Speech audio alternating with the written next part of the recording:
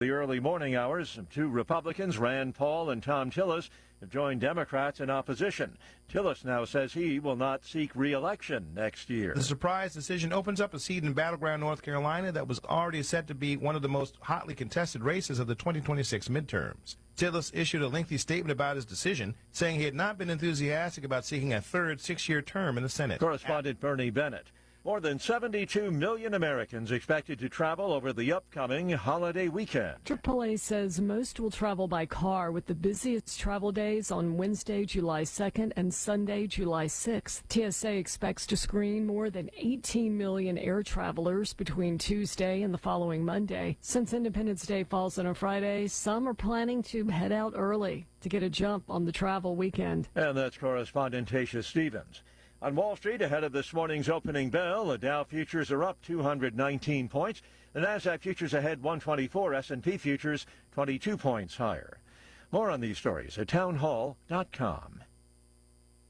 If you're living with pain, see how Relief Factor can help. I'm an artist, and I'm in my studio. I listen to the radio all day, and I'm hearing the ads about Relief Factor. And I've got pain in my neck, and it's getting worse. And I'm thinking, well, I'm going to go ahead and order this. 2 weeks later, I've got much better range of motion. If you're experiencing pain at a certain point in life, I would get Relief Factor. Fight pain naturally with Relief Factor. Go to ReliefFactor.com and get your 3-week quick start today. Only $19.95. Dr. Howard D.C., founder of Balance of Nature and formulator of the fruits and veggies and fiber and spice supplements, has teamed up with veterinarian Dr. Jake to create Dr. Fido's Dog Food Topper, a tasty, nutritious way to enrich your dog's meals. Just scoop, sprinkle, and stir. Call 888-388-7297 or go to drfidos.com, drphytos.com. And for a limited time, order now and receive a 10% discount with our money-back guarantee by using promo code BALANCE.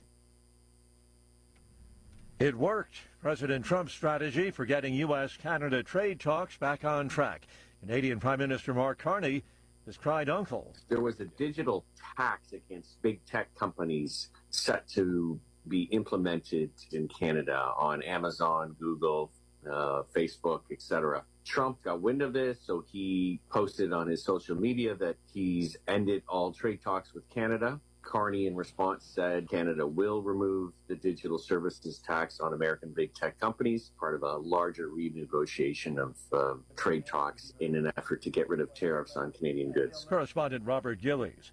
Over the weekend, Russia launched its biggest aerial attack against Ukraine in the whole since the war began. The escalating bombing campaign has further dashed hopes for a breakthrough in efforts to end the 3-year-old conflict. Ukraine's Air Force says the assault involved 537 aerial weapons. Townhall.com. President Trump floating the idea of a temporary pass for immigrant farm and hotel workers. As he carries out an aggressive deportation campaign, the president also acknowledges that it's a problem when farmers lose their laborers and it destroys their businesses. He told Fox News that his administration is working on some kind of a temporary pass that could give farmers and hotel owners control over immigration raids at their facilities. White House correspondent Greg Clugston. Israeli settlers have attacked a military base in the West Bank. They set fires, vandalized vehicles, and clashed with soldiers. Yesterday's unrest followed recent settler violence and arrests by Israeli security forces. Last week, the settlers entered a Palestinian town, setting property ablaze and firing guns. So again on Wall Street this hour, before the opening bell this morning, the S&P futures up 22 points. More on these stories at townhall.com.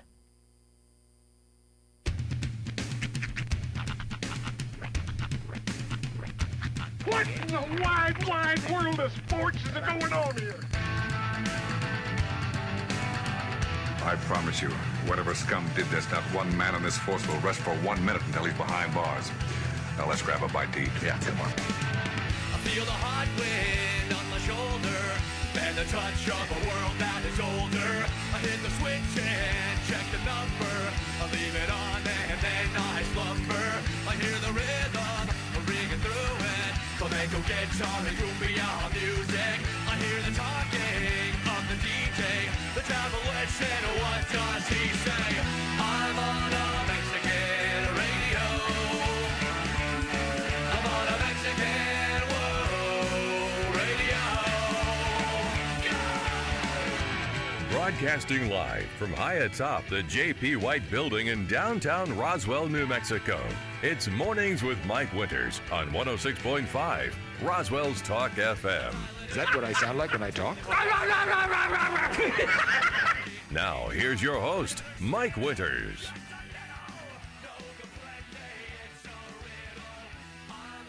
And good morning, one and all. Welcome to Mornings with Mike Winters. I am he.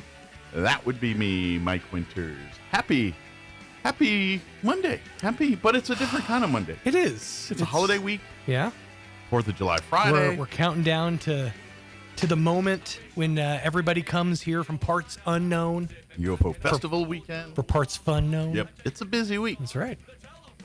The countdown is on. And at least rainy first half of the week. Yeah. I think for UFO Festival, the way they're talking, maybe Thursday might be a bit of a problem, but I think we're okay Friday and Saturday. Yeah. But we do have like a 40% chance on Thursday, but not so much Friday, Saturday. But like today and tomorrow and Wednesday, we're like 70, 50% chance of rain. So. Which is good, I think, because it gives the ground needs a good amount of saturation right now. I mean, because I don't know if you're dealing with this, but boy, howdy, does this town get firework happy the week before 4th of July. It was a booming this weekend. Man. There was a bevy of booms over the weekend. That's right. Yeah, it was. They're going off quite close, which is surprising because there is a very, very, very strictly adhered to no fireworks policy in the area that I live in. Okay. So if anybody's popping off in that park, and somebody's reporting it, or somebody probably will be. Yeah. And this is where it's not me. I'm just saying, okay, guys. And this is where I'm kind of dumb as far as the fireworks in the city. Like I know, Albuquerque, because I keep seeing on the news story. Yeah. Like if it says caution on the fireworks, you're allowed to use them in Albuquerque, but if it says warning, you're not. Really? That's their little rule of thumb up there. I did not know that. Yeah. I've heard it was if it can't go any higher than 10 feet. I don't. Maybe that could, but I know that what the news kept saying was if their fireworks are labeled caution, they're legal in the city of Albuquerque. If they say labeled warning, then they are not. That is crazy. I don't know what kind of rule they have around here on that. What if they say, oh, doggone, I just forgot it. Warning, use caution when this. What if they say piso mojado? That doesn't sound good. It's just what they say on a wet floor sign. Oh. I think it literally just meant wet floor. Oh. I don't know. Sound like a... Or no, I think it means watch out. Oh. I thought it was like a piece of something. I was like, oh, that don't sound good. Pizza? Pizza what now?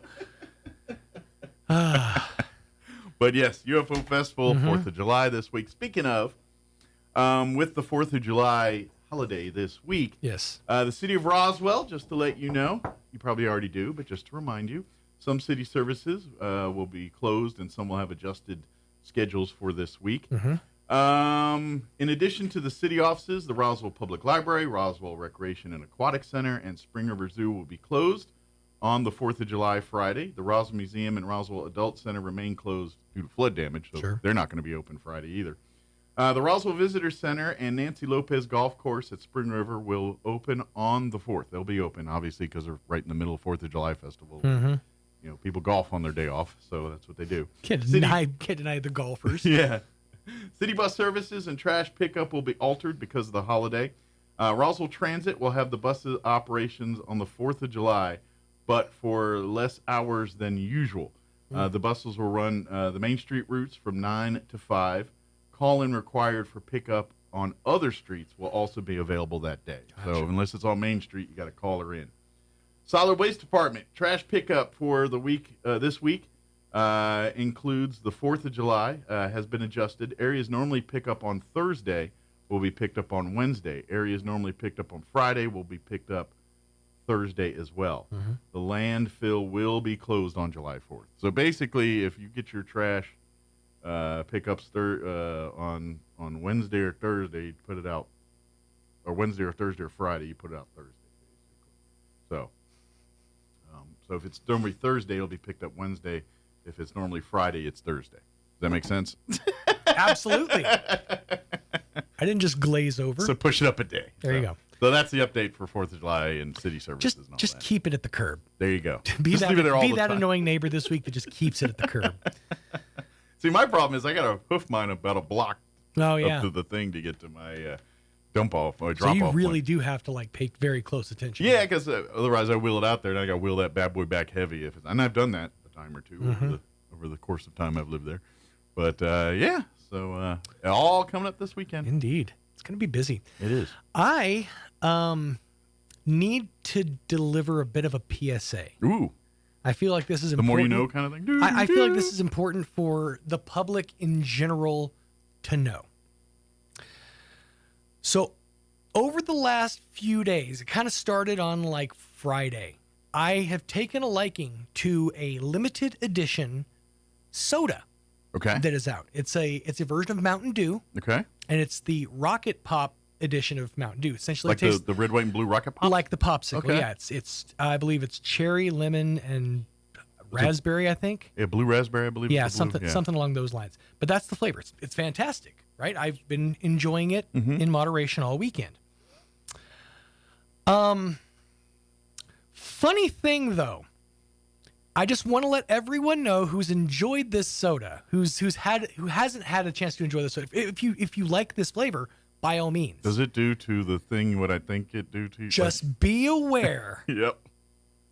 When colors enter the human body, sometimes the color wheel comes into play and colors combine, and when they exit the body, they come out a different color. If you would like to see an example of that, I recommend you get the blue coconut icy at Bahama Bucks. Oh, yeah? That will also induce what you're talking about. It was rather interesting. I'm like, because here's the thing. When your morning ablutions are happening, Yeah. I'm really choosing my words wisely here, and you get up to examine post-mortem, so to speak. You start going through like a whole lineup of what did I eat this weekend? Yeah. What have I had? Whatever dyes they use in popsicles or whatever, it goes out the same. Put it this way, it's a little scary when you eat the cherry popsicle all after a while. This is why they also tell you when you get a colonoscopy to don't drink any red or orange liquids or anything that looks like blood because it'll mistaken it for that in your colonoscopy. Yeah. So do you remember a few years back when Burger King put out that, I believe it was for Halloween, that Whopper that was... Is that the one with the orange bun? The black bun. Black bun, that's right, okay. And it was it was resulting in green. Well, this was more of like a teal, I think is the best way to put it, like bluish green. Well, maybe you have to go to your art science class and, the yellow and blue make green. That's literally, that's what I was in my head all morning, like yellow and blue. But what yellow? So just, if you're enjoying Mountain Dew's limited edition soda, be aware that it's going to affect your body's biology just a little bit, all right? There you go.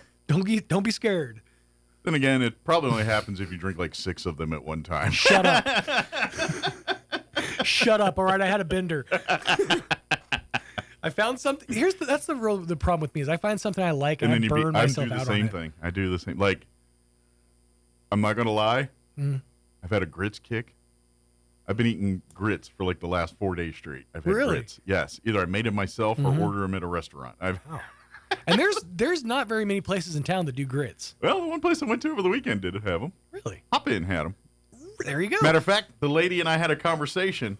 She's like, "Are you sure? Because I don't make good grits." And I was like, "Well, then don't worry." She goes, "No, I'll do it. And if I don't like it, I'll take it away." And I ate it. I liked it. I was like, "It was good. It was fine."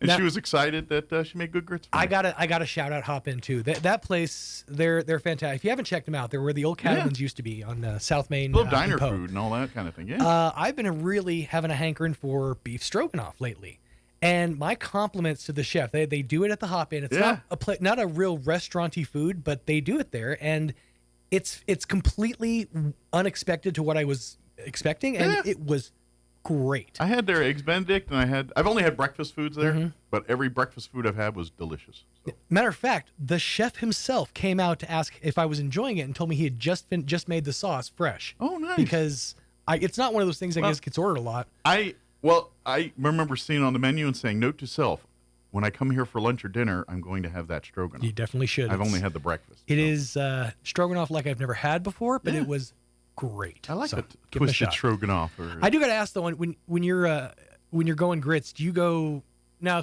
I mean, I vary too, but do you more often go sweet or savory? Savory, sweet. I go Okay. sweeter. Sweetery. I usually put butter in sweetener. Okay. Yeah. Okay. But that's my go-to. If you can, if you can load it up with cheese and bacon. Now, I will do that if it's a dinner. Like I don't make grits usually for dinner or anything, Mhm. but if I've had grits in a lunch or dinner form, Right. then it's more the cheese and But I'll that. be honest, even without cheese, if I'm in a savory mood, Yeah. I'll go butter, like a ton of butter, and then I'll go salt, and then just load it up with pepper. Okay. And I generally go sweet when I eat it And individually. most of the time I do. If it's breakfast, I'll Yeah. go sweet. But every now and again, I get a hankering for just a savory thing of grits. Yeah, I'm a fan. But anyway, she did fine once I put my butter and doctored it up. It was delightful. Nice. So.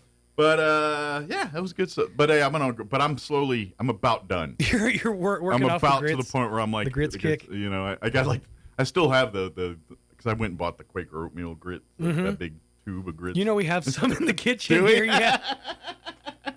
That's why I bought that. I went on a week or so grits ago. kick myself about 6 months ago. Oh, yeah, about a week ago I bought it, and I've been eating grits a lot. As a so. matter of fact, I think those are all the savory ones too. Oh, okay. So- Well, this was just plain old grits. Yeah. It's au natural till you do whatever you do to Until you doctor it. Yeah. I prefer that way. Yeah. But you know what? I better get the hour going because I got an interview here. Let me do the hour. Let me give you the rundown. We're going to replay an interview this hour. Travis County Manager Bill Williams joined us on Friday to recap County Commission meeting, so we'll play that for you here in just a few short minutes. In the 8 o'clock hour with UFO Festival this week, we're going to have Don Schmidt join us here in studio from the International UFO Museum and Research Center. UFOologist, author. I've talked with him multiple times on the show. I always jokingly nickname him the Godfather of UFOlogy. He really does. And he's one of the major kind of organizers and reasons we have UFO Festival. So Don Schmidt will join us here in the 8 o'clock hour. And then John and Crystal Noble will join us. John for sure, talking Roswell Seed, give us an update what's happening over at Roswell Seed. And if they've got anything special going on for UFO Festival, because they're right in the heart of it, right downtown. Plus, we'll have all of your newses and all that good stuff. But first, your weather. I'm meteorologist Steve Hamilton with your Pecos Valley weather. Showers and thunderstorms today. We have a lot of warm and humid air coming in from the south. 90 on the afternoon high. Showers are likely overnight along with a few thunderstorms mixed in. We'll be in the mid-60s. Rain chances look good again on Tuesday. Scattered showers and thunderstorms. It will be a little bit cooler. Our high around 80. A few more showers and about 80 Wednesday. That's your latest forecast. I'm meteorologist Steve Hamilton. Thank you, Steve. Currently 70 degrees here in Roswell. Humidity's at 68%. Winds currently out of the east at 6 miles per hour. As Steve mentioned, we have rain chances, a 50% chance for showers and thunderstorms for this afternoon. They say mostly cloudy for the day, although it looks partly cloudy at the moment. High of 91 with northwest winds 5 to 10 miles per hour. They say less than 1/10 of an inch of rain today expected unless we do get a thunderstorm rolling through the area. Tonight, we are looking at a 70% chance at showers and thunderstorms, mainly before midnight. However, they could keep going after midnight as well because they put that word salad up. Mostly cloudy with an overnight low of 65, east winds 5 to 10 miles per hour. They're saying between 1/10 and 1/4 of an inch of rain possible tonight, more if we do get a thunderstorm. Tuesday, we are looking at a 70% chance at showers and thunderstorms between the hours. Well, really, they say from 9 a.m. on, we've got chances of rain. Mostly cloudy and 81 for a high, so a lot cooler tomorrow. Northwest winds at around 5 miles per hour. They're saying between 1/10 and 1/4 of an inch of rain for Tuesday. A little more if we do get a thunderstorm. 50% chance of rain for Tuesday night, mostly cloudy with an overnight low of 66 degrees. South winds at around 5 miles per hour. Wednesday, 60% chance of showers and thunderstorms after 9 a.m. Mostly cloudy, 81 once again for a high. And then Thursday, we're looking at a 40% chance of rain with a high of 85. 20% Thursday night. For Independence Day Friday, just sunny skies and 92. Saturday, they are talking sunny and 96. And then Sunday, there's a 20% chance of afternoon showers with a high of 93. So Good rain chances the first half of the week. Hopefully, knock on wood, you cross your fingers, by the time UFO Festival anything rolls in, it should be rolling out of the area. That's what they're saying right now. All right, 7:21, we're going to take a 3.5-minute break, and then we're going to play our interview we had with Chaves County Manager Bill Williams on the other side. Don't go away. You're listening to Mornings with Mike Winters. Good morning. This is Smiley Wooten at the Roswell Livestock Auction. A light June run this week following some good rain last week in the drawing area, but a good selection of all classes of cattle, especially good to excellent quality native calves, light yearlings with condition.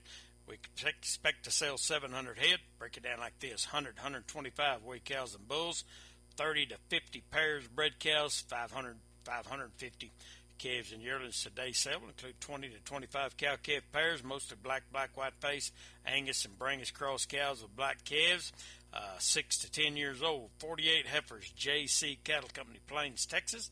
Excellent quality, black, white face, red, white face, English crossbred heifers. Cattle wean, 1 round of shots, good flesh, 600 pounds. 28 calves, Robledo Cattle Company, Fort Hancock, Texas. Good quality black and Charolais crossbred calves. Cattle wean 30 to 60 days, thin condition, 275, 475 pounds. 31 light yearlings, Klein Cattle Company, Marfa, Texas. Excellent quality black Angus and Brangus crossbreds. Cattle are weaned, thin to medium condition, right off grass, 450, 650 pounds. 76 calves and light yearlings, Stockton Ranch right here in Chaves County. Excellent quality black, white face and Charolais crossbreds.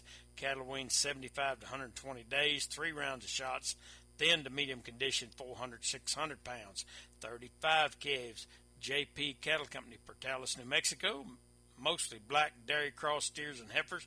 Cattle wean 100 plus days, bunk broke, 1 round of shots, 500, 675 pounds, and 16 head off the same place. Good quality yellow Charolais crossbred, cattle wean 100 plus days, 1 round of shots, 400, 500 pounds. 20 calves, Mr. Rex Allgood, Barstow, Texas. Excellent quality black Angus calves, medium condition, 275, 375 pounds. Sell time this morning be 9 o'clock. Sell pairs bred cows 9:30. Be selling calves and yearlings about 10. Short on weigh cows and bulls. Be on pairs bred cows, calves, and yearlings pretty quick. No sale next Monday in observance of Independence Day. Be back selling Monday, July the 14th. We expect to sell 700 head today. This is Smiley Wooten, Roswell Livestock Auction. Growing things in Roswell is a battle. Your lawn's trying to turn brown, your trees are wanting to turn yellow, the weeds want to take over, and the fleas and ticks are trying to move in. So come down to Roswell Seed Company and choose your weapons. We have fertilizer to make your lawn lush and lovely, iron to keep your trees nice and green, sprays to kill the weeds, and more sprays to chase away the fleas and ticks. This is Ben Manette from Roswell Seed Company. Yeah, it's a jungle out there, except it never rains. This just in, Roswell Hyundai is giving you an explosive chance to win.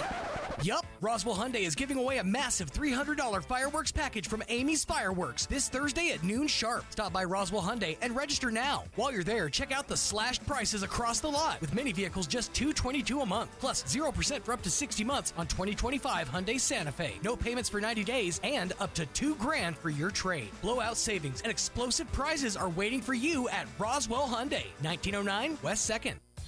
Hi, I'm Chef Anthony Noble at the Valley Cafe located at 801 West Brasher in Roswell. We want to welcome you for dinner 5 to 8 p.m. weekdays, except Wednesday we close at 2 p.m. If you haven't tried our food yet, I hope you come try one of our dinner entrees, pasta, soups, salads, burgers, and sandwiches, and our weekly specials as well. Let me make you great dinner. Visit the Valley Cafe at 801 West Brasher, the Orange Building across from Church on the Move in Roswell. Can't see us in person? Find our full menu on DoorDash, Grubhub, and Uber Eats. Here's a Mornings with Mike Winters fun fact. Linen can absorb up to 20 times its weight in moisture before it feels damp. Now, you don't have to get up in the middle of the night to go to the bathroom anymore. Here's Mike Winters. In studio this morning, Chaves County Manager Bill Williams back with us. Good morning, sir. Good morning. How are you doing? I'm doing good. I thought you used your bacon to get over your addiction to stuffed ham. That's right. That's... It's actually pretty good. I mean, I know people like kale and ham, but I forgot all about it. But I remember as a kid enjoying it and liking it. And yeah, it was all right. So, well, as you were talking about it, I started thinking about that. Was it ham loaf or something that they have in squares at the grocery store, and the one that nobody buys. Yeah, I can't remember what that one's called. Well, as a rule of thumb, I generally stay away from meat products that are called loaf. That's just that's just my general rule of thumb. So I mean, I will eat meatloaf, but I'm not going to the deli and getting an olive loaf or even pea loaf or stuff floating around in the middle of your sausage. Clown loaf. That's not good. But of course, county met a little later this month because of this is every June, isn't it? Well, almost every June. Yeah. Association of Counties usually meets the third week in June, and so we have to adjust our schedule. We thought that we weren't going to have to this year, and we did. That's why some people didn't get it on their calendars. Nobody close here, but we changed. I just always do third week. We changed it after the fact. We in January approved the meeting dates for all the meetings, and that particular one came back up in March or April. I don't remember. So, whoa, this isn't going to work. So we did that. And next month's meeting will also be the 4th. Okay. And that's because in July, we usually wait that extra week to have the commission meeting. It gives the finance department a little bit longer to close out the books and give the actual numbers for the final budget. For folks that don't have their heads in the business world, July is the start of the fiscal year. Yes, it's the start of our new fiscal year, and our interim budget is approved. I mean, it's essentially our budget, but it can't be the final budget until they know exactly how much money was not spent and the numbers are balanced. So for a couple weeks there, you're playing on house money for a little bit, kind of thing. Yeah, exactly. Until people sign some stuff.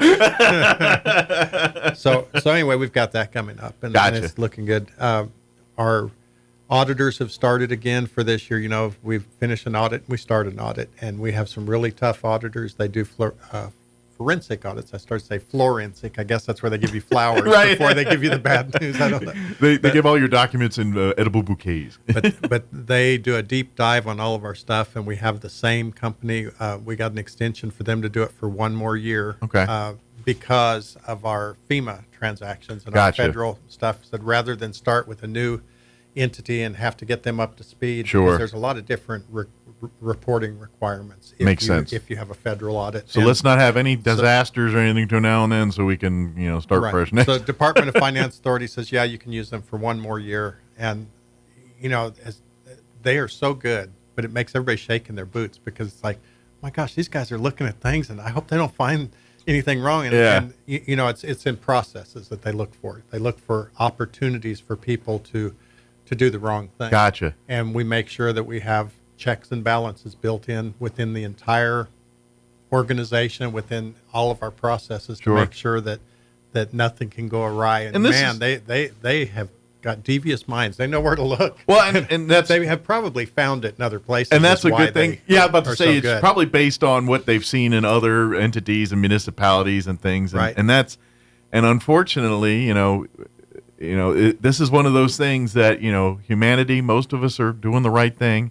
It's that minor percentage that always are conniving and working and figuring out a way that, it's the same. And it doesn't matter if it's finance or anything else. For every mousetrap you build, there's someone else building a way to escape it. That's just the way there is. I always say the reason we have so much red tape is because somebody somewhere figured out a way to lie, cheat, or steal and so they had to throw a rule in there. Don't do this because this could happen. Yeah. And 99.99% of people wouldn't do it or wouldn't try it. Wouldn't even enter their brain. They have to put a rule there because some fool somewhere decided they were going to do it. Everyone finds the loopholes and everything else, or the way to find the chink in the armor, so to speak. We had a fairly condensed meeting agenda yesterday. We had 13 items that had to do with DWI, all the agreements and everything. So it looks pretty big on paper, but you can knock it out in one pen stroke, a lot of this stuff. Right. There were 13 things there, and they went over what each one of them was and who it was, but then they approved them in one kind of fell swoop. Gotcha. So you got to really lay it on the table so everyone understands it, but we can vote it all on one kind of deal here. Right, because they're all the same thing. And, of course, our chairman recuses himself because his wife works a lot with the DWI programs. She puts on the every 15 minutes in the schools and the project She does an amazing job with all that, oh, my gosh. That program has just gone and done better. Well, when they just did the every 15 minutes and I got a chance to interview the family, that was all Diane making that stuff happen. Right. She's awesome at that job. So as compact, if you want to call it, the agenda was, it still took us a long time. We were there till almost noon yesterday. So a lot of reading. Oh my gosh. I don't know where the disconnect was, but I'm sure it had to do with me being too talkative. So He's thinking about all that ham and exactly. So the first thing we did is we opened up with a change order, a couple of change orders for the Pecos Valley Regional Communication Center. You know, we're building a new facility for them down the hall in what used to be called Area D. It was an ad alternate when they built the county building, so it's a pretty large space, and they built it that way, vacant, so that they could put the courts there when they remodeled the downtown courthouse. Gotcha. They didn't put bathrooms in it, unfortunately. They brought portable bathrooms. The judges were there. They had their offices over in another building that we own close by, and they'd take golf carts back and forth while they were doing courts, while they were remodeling the downtown courthouse. About 20 years ago, many people were here and remember the disarray downtown during that time. It was quite a project, you know, to renovate the historic courthouse and do the additions that we see today on the backside over on Virginia Street. I wonder if they saved up, like, all right, we got room for one more on the golf cart before we head to the bathroom. Maybe so. So we took Area D. It didn't have any bathrooms or anything. It was, for quite a few years after the judges moved out, after they moved back downtown to the courthouse, was a glorified storage area. Gotcha. You know, everybody had their stuff that they didn't have a place to keep in their office. It was the catch-all for everything else. Christmas tree that we put in the lobby there at the county building. You know, lots of stuff. Of course, the voting machines are stored there too, but you know that's pretty important stuff. They have to be under lock and key. How about to say, no you one don't. Can get close those to those can't be tampered with. The other part was kind of more open storage, and people might have it in a little room, but I mean, it wasn't secure like the voting stuff is. So we said, well, in order to utilize this, we really need to add a new entrance. We do have a plan to renovate the parking lot and connect it to the other parking lots. We've not done that yet. But we put a new entrance and we put large public bathrooms in there. And the voting still happens there. It's essentially become their county voting place. And it had been for a while. But now instead of parking and going around the end of the building, you can go down through the doors. There's an actual front opening that looks like you're welcome there, and you're not having to sneak past the dumpsters to get in. Well, you can still go the other way, but it's kind of lost its sea of high walls. Oh, my gosh, yeah. Bring your mountain bike and your hiking boots if you're going to go that direction. Then one hallway starts looking like the other hallway. I was like, I'm just trying to vote. I went all the way down there, and I stepped out, and it was outside the building, so I came back. Now where do I go? Well, you walk all the way back down there, go outside of the building, then go back in the building. I went through this one door, and the guy's serving fish sandwiches. I didn't know what was going on. So we've been looking for a while at what was the best way to utilize that portion of the county building. And so we added the bathrooms, we added the new entrance, we've made sure that the voting stuff is secure, and we've added a new dispatch area. Gotcha. The dispatch area is at the sheriff's office currently. It's pretty small. It's like 900 square feet for all the people that work there, all the consoles.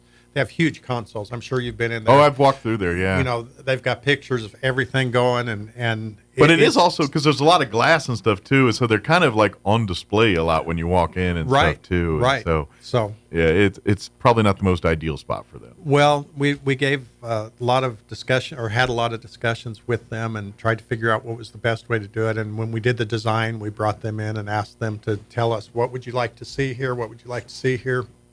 One thing we found is there's really not a good meeting room if we need like an incident command. So a lot of times they'll meet in the sheriff's training room. You know, like when we had the floods and stuff, they met there. But we need a place where everyone can sit around the same table.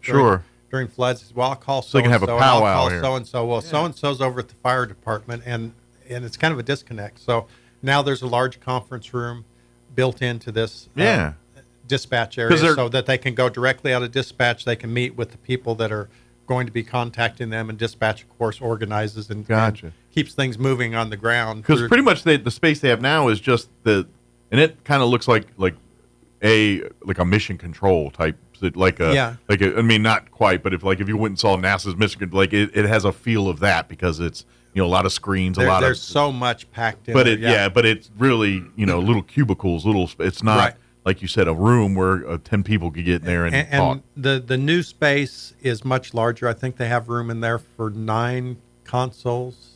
I think that's correct. I think there's room for a couple of extras, but it's more than they have. I think that the room itself, where the actual dispatchers sit, is 3 times the size of the old place. Oh, great. Plus, they have other offices down. There's a couple of offices in the current dispatch, but they're kind of like just off on the side. Like, Sure. Well, there was a space there, so We let's just throw a crowbar couple of some walls, offices, you know. And they're tiny, so there's barely room for a desk and the computer, and then whoever's in there trying to work. And Right. dispatch is right outside, and you can't really detach yourself if you're trying to have a phone call and dispatch is going on. I don't know how they accomplish it, but A lot of the new noise. space, they have offices down the hall. They have access to the big conference room. So they kind of have their own little wing now. Right. Yeah. But at the same time, it's isolated from where the voting takes place because we, of course, have to assure the safety of voting and protect the voting machines and all that. So, and not to mention, I'm pretty sure you don't want to hear what's going on in the dispatch office out in the voting area too, depending on some of the nature of some of the calls they take. And you know, they will have their secure parking. One of the things currently at dispatch is, you know, they're right out there by themselves at night, people coming in, changing shifts. And so they will have a secure gated area where they can park. So they can have a little more protection for the themselves. warrants and things. If an officer comes to get a warrant, instead of someone going outside and handing it to them physically, it'll have a tube like they have at the bank. So you can shoot it over there, take it out of the tube, send the tube back, kind of thing. So we're really excited to see all that happen. But we had 2 or 3 minor change orders on that. Nothing real significant, but just things that came up throughout the process. Like, wouldn't it be cool if we had this? Yeah. Was adding, well, it wasn't so much it would be cool if we had this, but things that we recognized during the construction. We didn't think about that. Gotcha. For instance, isolating the voting machines a little bit better. You know, they're behind a locked door, but we said, but still, you've got people here 24 hours a day. And I'm not saying that we don't want to tempt fate. Yeah, you know, people coming and going. We need that area to have walls on both ends so that it can be alarmed and everything like it currently is, so that we instantly know if someone's in there. Sure. Whereas if you turn the alarms off so everybody can come and go, that doesn't work so well. Right. And in theory, it's a weakness in the protection there. Right. And it's kind of like what I was talking about with the financial audits. You know, we look for weaknesses in our processes and all, and we identified that during the building process. Yeah. Wait a minute, this isn't quite what we had in mind. We want to be sure that we maintain. You think about it, it's like, 90% of the time we won't have a problem, but that one time there will be the problem, Right. and that's what we got to be ready for. And you know, we're very fortunate. We have a county clerk's office, and they take voter integrity and their job very, very seriously. I guess there's places in our nation and our world that don't A little take more it as seriously. lackadaisical about it. Yeah. But I guarantee you, our county clerk Cindy and her staff, they don't mess around. Absolutely. I mean, well, they get what they're entrusted with. You know what I mean? They take it very seriously, and they do a wonderful job, a great job there. And they take it seriously, and that's why. And this is, I don't want to get down. This is why I kind of think, you know, when certain positions like county clerk, I'm like, I get it why it's an electable position, but not any willy-nilly person can just roll up and decide to be clerk one day, is what I'm saying. You got it's a skilled position that requires lots of training, lots of expertise, and I'm sorry, that's just not a voted in the public person type position to me. You know, I've been at the county for 10 years, and a lot of the staff at the clerk's office, the same staff that had been there when I started. Yeah. And they have been doing nothing but studying. I mean, they're constantly studying. They're constantly learning new things about elections. This is a great segue because I didn't mean to segue from PVRCC to elections, but we have some resolutions that had to do with elections. So excellent. We had a resolution changing 3 polling places and adding 2 monitored security containers for the 2025 general election. So first, the new polling places. So one of the places we switched to recently was we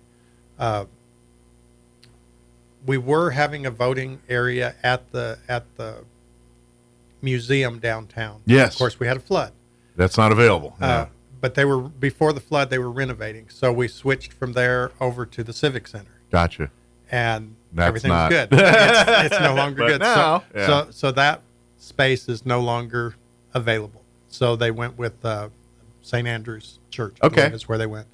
The other 2 places were changes from schools where they had done them. So we have 2 new schools that are perfectly accessible with ADA. And, you know, it's one of the things, again, that the clerk is very concerned about, is assuring that everybody, regardless of your... And the district's pretty much done every school now. So they're all... regardless of your physical ability, you know, they want to be sure you can get in. Anybody can get to where they vote. need to, yeah. And so they changed from Sierra Middle School to El Cap. Okay. And they changed to the new Del Norte School. Very good. So that they would have more accessibility. So, is their main purpose for changing those voting places. So if next election, if you wanted to, you don't have a reason to be in Del Norte normally, then you wanted to check out the new digs, go vote there. Actually, I haven't been over there. I really would like to go see that. That's a neat looking school. Yeah, I haven't either. And, I live out in the country, and so every time I drive past the new Nancy Lopez, it's starting to really show, and I'm kind of anxious to see it. But unless you got kids or anything in there, you really have no need or business to be hanging out in those places. Yeah, kind of and usually frown upon you doing that. So, but the clerk, they identified these new spots and asked that they be approved.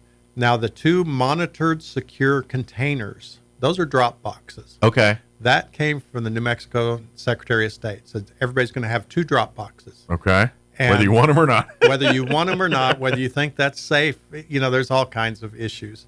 And it was mandated. Yeah. And Cindy Fuller, our clerk, she went back and forth with Secretary of State on many of the factors involved with this.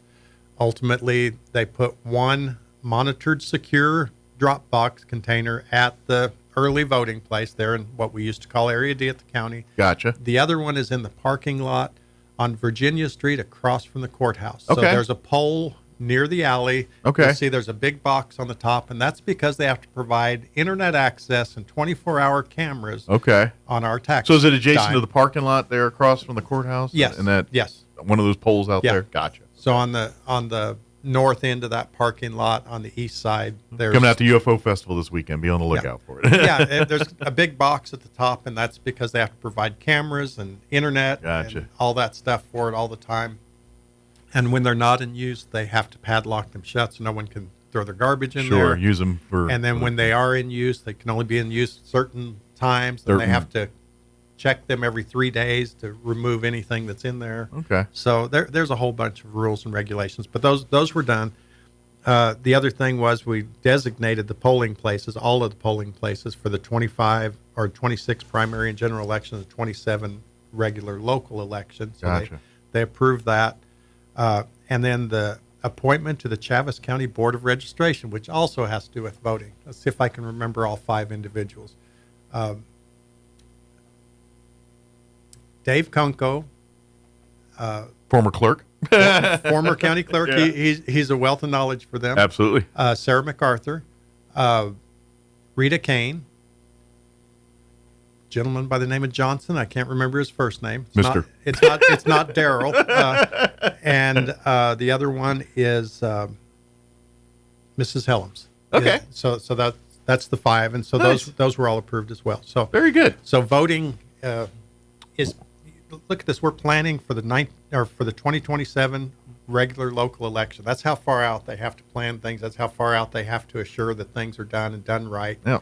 And again, like I say, that they're constantly monitoring security. Those machines are always under lock and key. When I ran the facilities at the place, I had a key. I could get in there. I never went in there without calling the clerk and asking, because they had to disable the alarm. I did not have the alarm code. It's kind of like even though it was a county building. It's like the nukes. You could have a 2-person system to get into this deal. Yeah. And they really take it very seriously, and they do a great job with that. So. That's why we were very appreciative of why the clerk, we say it for years, and whether it was Dave or Cindy, whoever, is filling that role, they always do amazing jobs. Every time we talk to them, the amount of work they get, that's why I keep saying about the election, that's a skilled position. That's not an elected, not anybody can just roll in and do that job. Well, and it's not just the elected clerk, but you've got Stephanie and you've got Casey that both work really hard. They're very well trained, highly trained to do that job, and they just really knock it out of the park. Absolutely. The team is just really, really great. Absolutely. I'm going to move on to the top 10 priority projects for the ICIP, the Infrastructure Capital Improvement It is that time Plan. of year to get the list in order, right? So we start working on that, probably about March of every year. Every department is told, what are your projects? What do you want to do for 2027 to 2031? It's a 5-year plan. So this particular one that they just approved yesterday would be the 27 to 31 plan. Gotcha. Any projects over $60,000 that we would like to do, that we present those to the legislators. We look for funding sources, those kind of things. And if correct me if I'm wrong, I don't remember, but you sequentially put it in terms of importance, right? Like, yes, the most important thing's number 1, the least important's number 10. Right, on each year, yes. It goes that way. So if you have a project, you say, well, I think in 27 we need to start this kind of a project. In 28, because that one's going to be done, we need to, or 29, Gotcha. then we'll want to do this because they complement each other. So there's a lot of planning goes into place. Gotcha. And it's every department, whether it's facility maintenance, whether it's public services, whether it's the road department. I mentioned them already. Anyway, whoever it is, right? They all have their own plans, and they send them in, and we have to sift through them and prioritize. They prioritize them on their basis, but then we go through and we say, okay, what are our top 10 priorities for next year? Because those are the ones we're going to aggressively seek funding and stuff for. Hopefully the legislature has. Yeah, and we're pretty fortunate. They usually tell us to present 3 to 5 items, and they only have limited amounts of money, our local legislators, and so they try to make that go as far as possible, and they ask us to be considerate and not bring them a $6 million project. Sure. And we need to find other funding. It's like, work with us and we'll work with you kind of thing. But they do a great job. All of our legislators historically have just been there for us. They've been here for our county. They've been here for our local municipalities. They do a really good job of that. And part of that thing too is getting this list right. It's they will fund things that seem like they are good projects to fund, but if you got people that are just shooting for the moon on this list and it's like, yeah, we want a spaceport and a train that goes here to that, they're just going to laugh at you. Yeah, pork projects don't make this list on any level.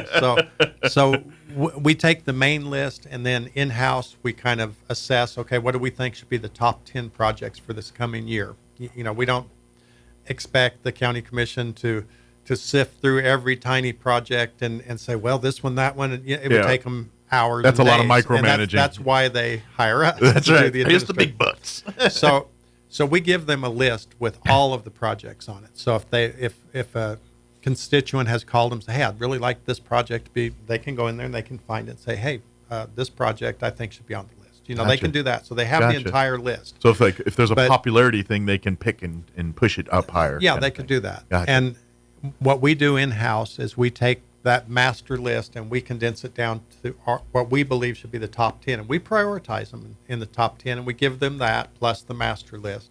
So it's an open book. We say, this is what we think, and often they'll say, well, I like number 8. I'd rather see you do number 8 than number 2, and there's some discussion or whatever, and they mix and match and move it around. Gotcha. So that we can get we accept the top 10 and we leave them in whatever order they prefer them. Because at some in. point you're just thankful to get any of them funded. Right. So we have 10 to choose from. Right. And then if before we go to the legislators, we find out, hey, there's a big pot of money for this type of thing. We might bump up our want priority. to present number 6 rather than number 5 because the money's going that way. Because the money may go that way. Yeah. So we have 10. We usually pick from the top 5 to pursue funding. Gotcha. And so this year's top 10. Are you ready? Get our Dave Letterman list. And number 10. The number 1 priority for this coming year is courthouse elevator number 6 replacement. That is one of the old elevators in the original part of the courthouse. We don't know if it's an original elevator or if it was installed in the 1930s. It's or the 40s, first elevator ever. But it's certainly at least 70 years old. But this way, maybe older, and it's not unsafe. We're not worried about it dropping to the basement, which is not a huge drop, but it often will leave people stranded for a while. Door sensors and stuff don't work. We work on elevators constantly over there because there's a lot of maintenance issues with them and maintenance requirements. Not issues so much, but requirements. And I'm going to take a stab, too, that older elevators are probably harder to service, repair, replace parts for. Absolutely. You know what I mean? So it's probably more cost efficient at the end of the day to just swap it out for a new one, where it can be serviced much more easily than that 70-year-old elevator is. So, I'm not very good with my phone. I messed it up there. I did get it back, though. So the elevator is one thing, and I did mention to Stan Riggs is our attorney, and just before Stan Riggs left for Albuquerque, his wife, of course, was a district judge, and his mother-in-law came to visit. She was at the courthouse one day, and one of my biggest memories is Judge Riggs and her mother were stranded in the elevator at the courthouse. They got the tour. For about 45 minutes. Ooh. And Stan was the manager, and oh my gosh, we didn't need that to happen. We really think he got an earful that night. Oh my gosh, poor Stan. I still think about it. So, but anyway, the courthouse elevator is truly a need, and we get by with what we can as long as we can, but we've got to at some point. Of course, that could be replace. alternative sentencing. Yes. You got six tries in the old elevator. You got six rides in the elevator. Good luck. That's right. If you've been to the Chaves County building recently, you've noticed that the trees have all gotten big. They started out pretty small trees out in front of the Chaves County building, and they've all gotten pretty big. The concrete is starting to heave, so we've had to grind areas down on the concrete to keep people from tripping. We have a need to go in and redo all of the concrete and the landscaping out in front of the county building. Good deal. So the trees aren't going, but the concrete might be moved around. Well, we may have to put different trees. We may be able to save some of those trees. I hope so. It's always a bummer when you have to get rid of nice it really trees is. like that. And those are really neat. They flower, and it looks really nice. Absolutely. When they do. And plus, they just put a great amount of shade on them. And, of course, we're in a different era than we were when the courthouse was built. And people like to crash into public buildings and stuff with trucks and we've had whatever. a truck or two drive up those steps. Yes, let's not go there, Mike. Let's not go. Bad time. So we will probably design it with some sort of a protection bollard. The whole front of the building was glass, and if they were having a commission meeting, someone could do some harm. And there's a lot of architective history. That dome very much, and God forbid if you hit enough down there, that comes. What comes down comes down. That does happen. So the front of the entrance needs the improvement and needs some concrete work and stuff. One of the projects we've been working on, we worked on it pretty extensively last year, is the Roswell Refuge Shelter for Battered Adults. That building, several buildings kind of combined. I don't know how long the county's owned it, probably since the 1970s. And they've put a lot of Band-Aids on that building. They put a lot of Band-Aids, and it got to the point where we said, no, we've got to initiate some real major renovations. Systems. And last year, I think we got all the heating, cooling stuff done, some plumbing stuff done. But do they lose? Do you have to basically kick everybody out to do that, or can they do that while they're still living? So far we've been able to do everything kind of surgically. Gotcha. But I imagine if there's some major work, at some point you're going to have to pull people out of there to do that. So far I think the heating and cooling we were able to. Their rooftop units mostly are split systems, so you can do that while people are there. The plumbing, we did have to keep people out of certain areas while they were doing some plumbing, and I think there's another round of plumbing may have to be done, which will be a little more difficult to work around.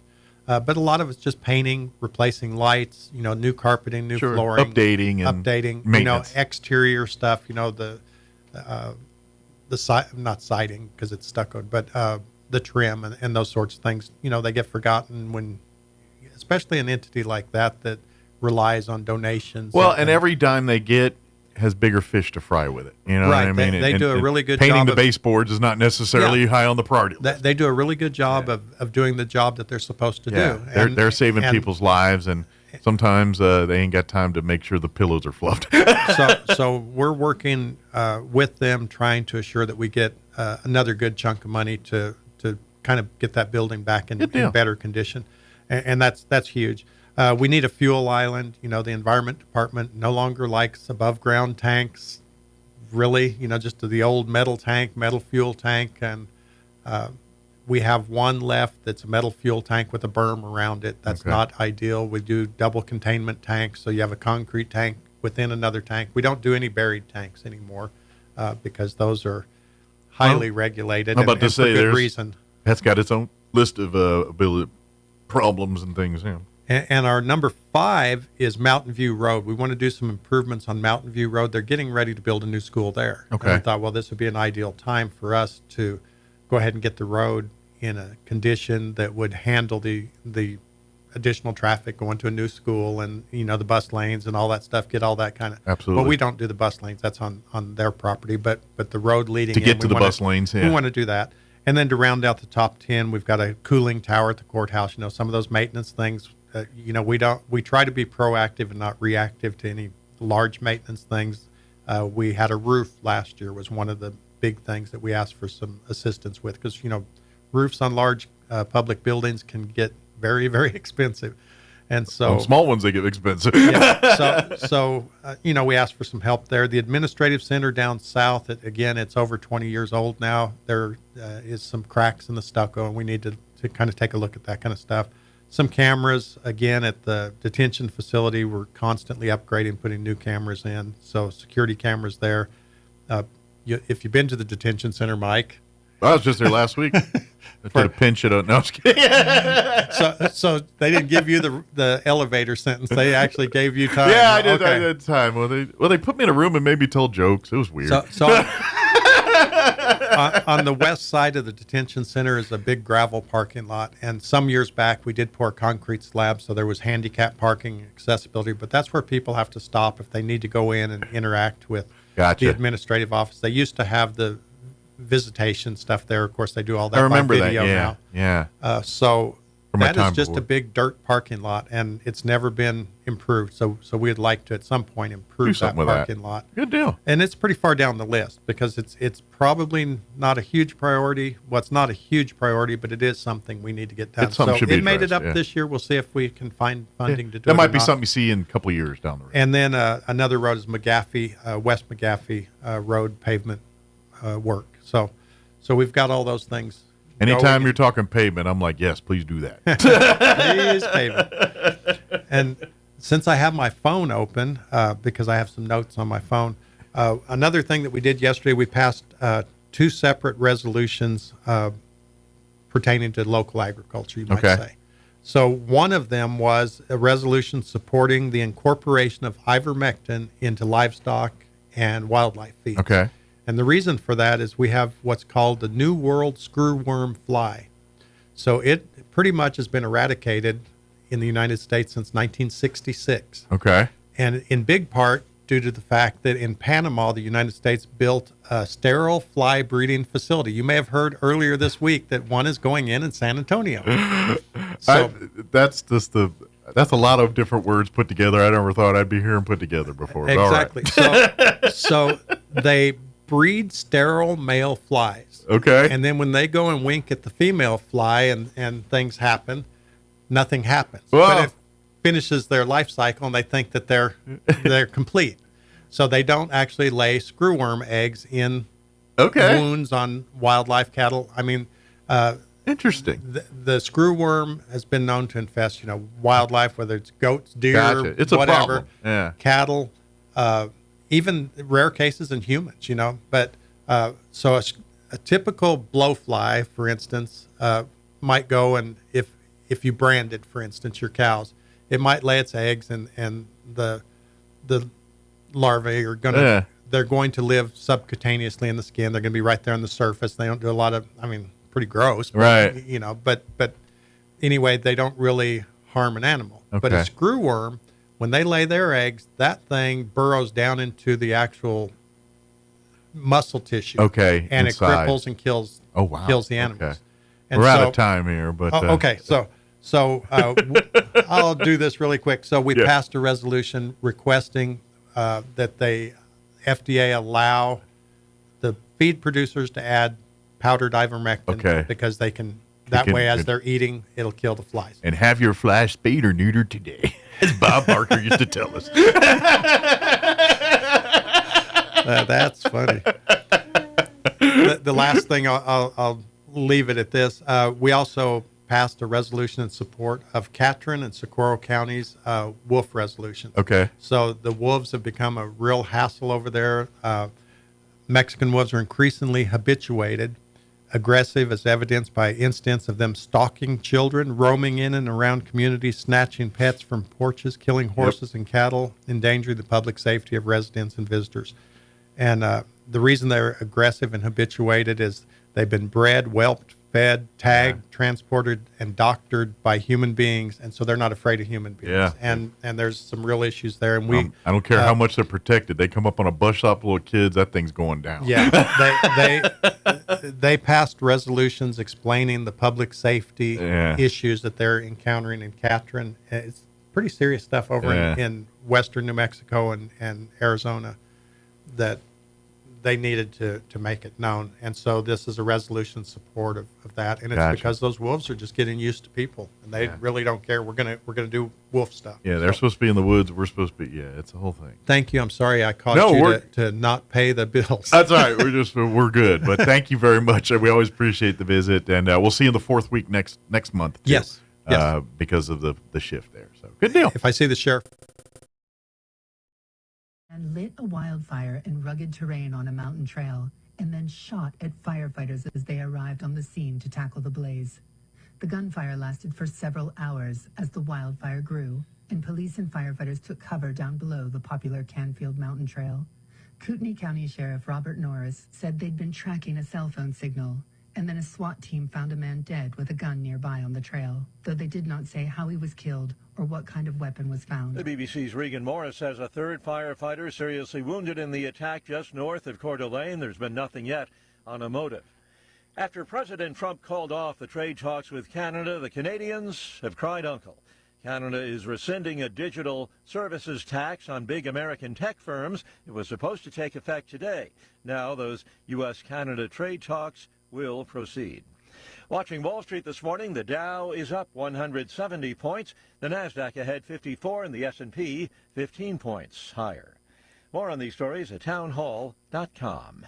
Here's an important message from the Diabetes Solution Center. Do you like pricking your fingers to test your blood sugar levels? No one does, but it's important to maintain your health. And now, by wearing a small remote device called a continuous glucose monitor, or CGM, you don't need to prick your fingers anymore. It's easy to use and helps you make more accurate diabetes treatment decisions. If you are testing your blood sugar 3 or more times daily, injecting insulin, or using an insulin pump, call the Diabetes Solution Center right now. And if you have Medicare or most major insurance coverage, you may be able to get a new CGM at little to no out-of-pocket cost. Shipping is free, and we'll even bill your insurance company for you. If you are testing your blood sugar 3 or more times daily, injecting insulin, or using an insulin pump, call the Diabetes Solution Center right now to learn how to end the painful finger sticks and get your own continuous glucose monitor, or CGM, at little to no out-of-pocket cost.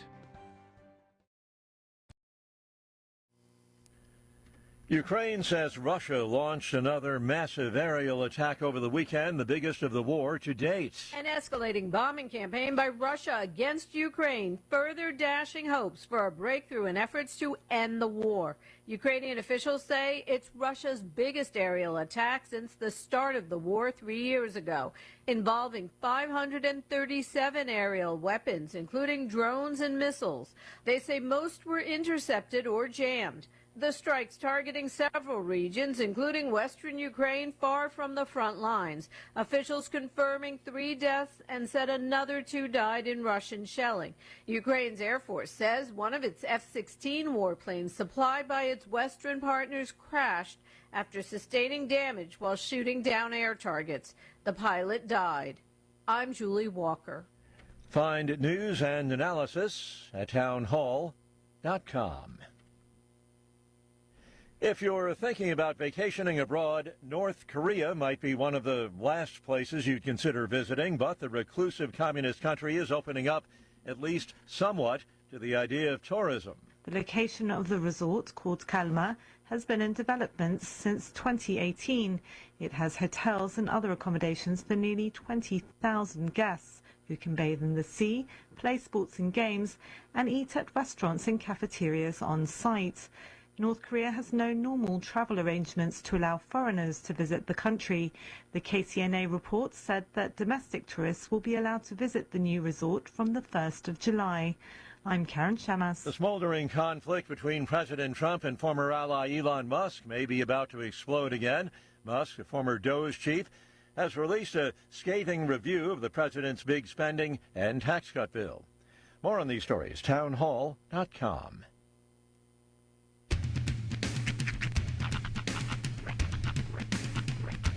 What in the wide, wide world of sports is going on here? I promise you, whatever scum did this, not one man in this force will rest for 1 minute until he's behind bars. Now let's grab a bite to eat. Yeah, come on. I feel the hot wind on my shoulder and the touch of a world that is older. I hit the switch and check the number. I leave it on and then I slumber. I hear the rhythm ringing through it. Flamenco guitar and cumbia music. I hear the talking of the DJ. The Travelician, what does he say? I'm on a Mexican radio. I'm on a Mexican radio. Broadcasting live from high atop the J.P. White Building in downtown Roswell, New Mexico. It's Mornings with Mike Winters on 106.5 Roswell's Talk FM. Is that what I sound like when I talk? Now, here's your host, Mike Winters. And good morning. It is 6 minutes after 8 o'clock. Welcome to hour number 2 Los Deuce of Mornings with Mike Winters, right here on 106.5 Roswell's Talk FM. Happy Monday. Yeah, buddy. But it's a different kind of Monday. It is. It's less Monday than Monday. Yeah. It's of course, 4th of July is on Friday. Beautiful festival week. So it's kind of a holiday week for certain here. It's one of those weekends that, and whilst I encourage, the majority of Roswell public to get out and enjoy our local festivities and really make the most of UFO Festival, traditionally it is the weekend that people tend to try to skedaddle. Right. Although I would invite you to encourage the local side, because yes, UFO Festival is obviously we're bringing in a lot of folks from out of town to come and visit, but with some of the funds like the costume contests and the light parade, that's really kind of local driven, local centric. Yeah, all are a part of it, but generally that's where the locals tend to like to play in the UFO Festival. So I encourage you to get out and sign up for those contests, and definitely come out and watch them if you don't want to play, because they are pretty fun to watch. I do like that they finally figured out a way to keep the Hobbit from winning. Every year. Like, all right, fine, you're our judge this year. You're gonna make the rules. You're gonna set this up. But he will be out and about. Yeah. Or as the Canadians say, boot and in his various costumes of some of his. He's gonna play the hits over the week. Run the gambit. That's how you should do it. Yeah. By the way, I don't think we mentioned it on here, but I gotta give old Todd props for getting the ink to paper and starting the process to bring that Amazon last mile. Oh yeah, he was involved in distribution center here to Roswell. It's a great business growth opportunity for the area. Lots of jobs. Anytime we can bring in new things that makes our town better, that's a good thing. I'm pretty sure that means we can start getting same day deliveries. Oh, does it? I think if we have with drones. Like, I don't know about drones, but like if we have a local distribution center, I got to imagine if you're ordering something like, laundry detergent or toilet paper, I ain't going to lie. To your door. I'd be excited but feel weird about a drone showing up with a box of whatever. That's going to be different if that happens. Brave new world, man. I wonder if they'll still get it wrong. Because I live in a place that packages don't always make it. Like, anything delivered to my house is generally not a guarantee. Do you have you get your mail delivered to your door, correct?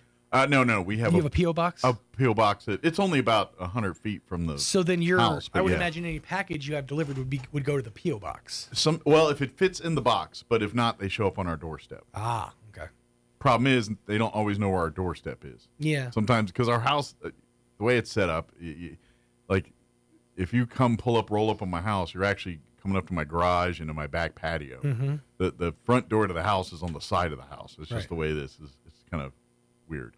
But unless you're walking through the neighborhood, you won't see our front door. You literally park in our backyard. Yeah. It does offer the most peace, I would say. Yeah. Oh yeah, it's beautiful. Quiet. Halloween and solicitors we don't get too often. The only people that are generally have the gumption to go in to our area are generally like your religious folks or folks that are on foot. Persistent Mormons. Ones that are on foot. Folks that are on foot that are like walking around. But if people are driving, then they're not sure what door to knock on. They end up knocking on your back fence. And I'll be honest, there's not as many of those these days. No, I haven't seen a lot of that was so. I get into these weird 6 to 8 month obsession rabbit holes Mm-hmm. where I will find a thing and I will learn everything I can about it. Right. I got a little bit obsessed and still sort of am enjoying the deep dive with the Jehovah's Witness faith. Yes. Kind of looking into the whole theology side of things and then looking at it from a more secular perspective. You read the Watchtower that they left you? Yeah, no. Mostly just like getting accounts from, ex-JW members and stuff like that. Uh-huh. But in doing so, I've also been kind of connected to what they're about. And since the pandemic, they've discouraged their, what do they call them? Face-to-face visits? No, I'm trying to think of the specific people that go out. They have a specific name, ambassadors or something. Okay. They've discouraged them from door to door Okay. activity. And what you're now seeing a lot of, and I don't know if you've experienced this, but I know I have, is letters mailed to your address. Okay. So like I'll get like a handwritten letter from one who's saying, and then it'll have like a copy of the Watchtower in it or whatever. Okay. Or their other magazine, which is So they're going more high tech. Yeah. The other thing is, and you've probably seen them around. Yeah, town, they're the ones on the street corners with the with carts. the sign. Yeah. Yeah. Okay. That's a big part of their of their. Well, and it's funny you movement mentioned now. that because Saturday we were driving through town and I Mhm. was like, oh, they're out in full force. And I told Kim, I was like, but be honest, I've seen them there all the time, but I'm not sure if it's religious or if they're just trying to, if it's a government thing. Mhm. I never stopped to ask. They've had more success with the carts than they have with any of the other. But generally, endeavors. they're all usually kind of dressed like business professional. Mm-hmm. Yeah, they're usually and they're sitting, just kind of hanging in parks and whatnot. Yeah. It's funny. They have a very strict standard when it comes to dress, Mhm. and they say that one of their tenets is pants should be tight, but not too tight. And the reason for that is Leave room for Jesus. there was a former member of the Jehovah's Witnesses have what they call a governing body. It's these 8 men who basically are the voice of God on earth. Okay.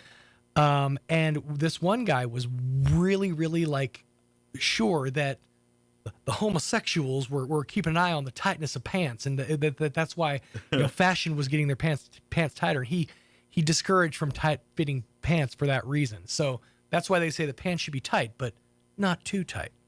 They have very strict standards when it comes to that kind of stuff. Okay. But yeah, so you'll see them out and about, out and about, and they'll probably have more than one card out this weekend.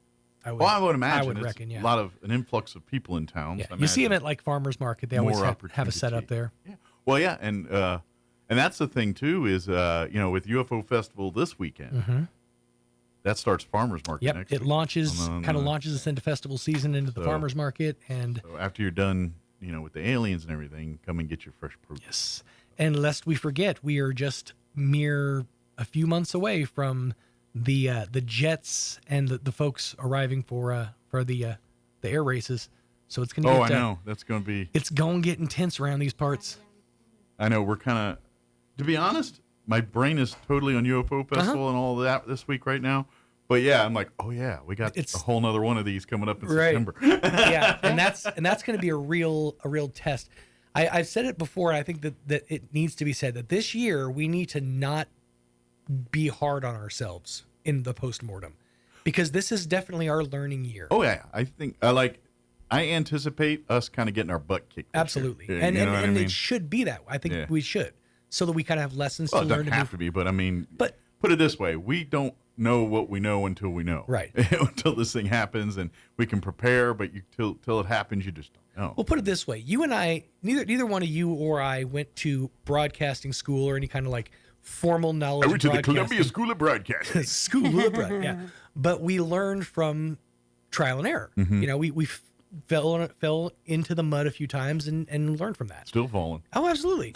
And that's what I think makes us better, is that you learn in practice, not in reading it. You could be as prepared as you think you can possibly be, but until we're in the fire, then that's when we figure out what we do from here. True. This is the first rodeo for Roswell, so Mhm. this is definitely a learning curve Yeah. and an opportunity to go over what had happened after this event is done and to see what improvements can be made Oh, and yeah. what went well and what didn't. It'll only get better from here. Yeah. But let's get through this week first. Let's get through this week. Absolutely.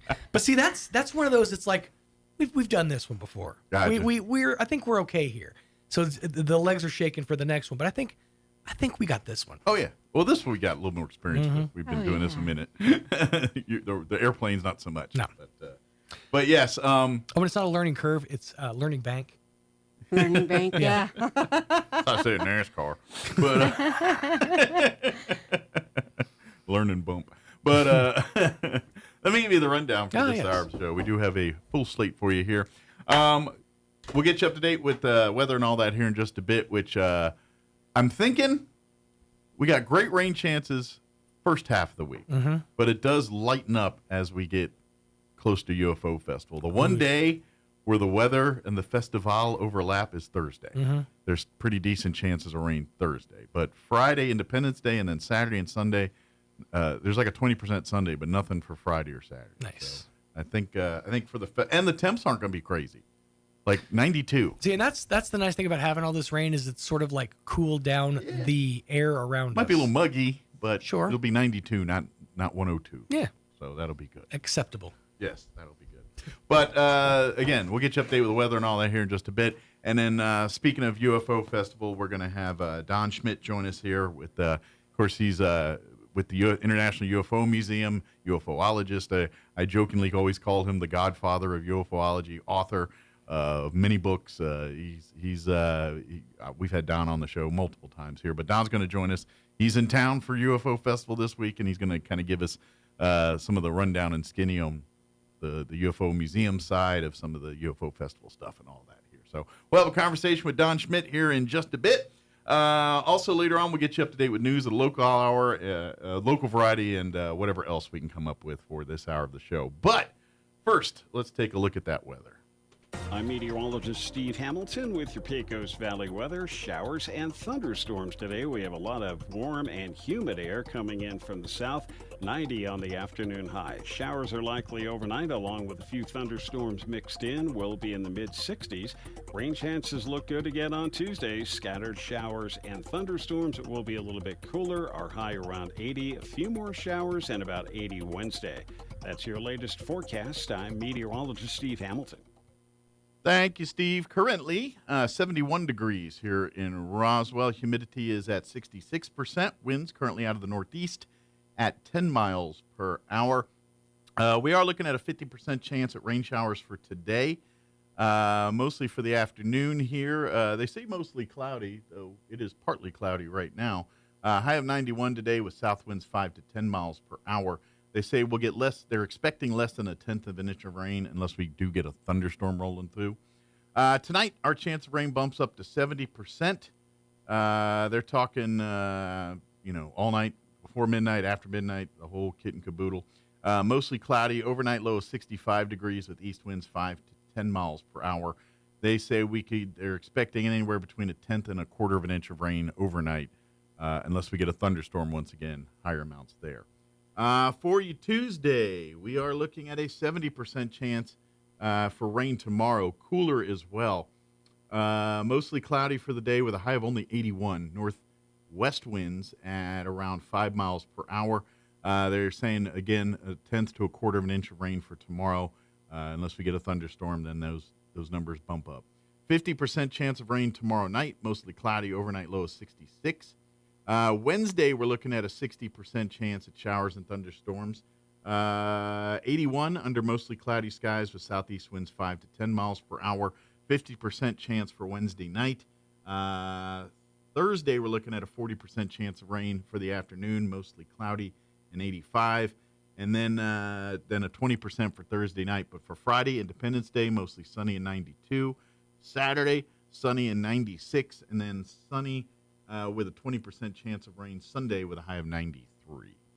All right, it is 19 minutes after 8 o'clock. We're going to go ahead and take a quick commercial break.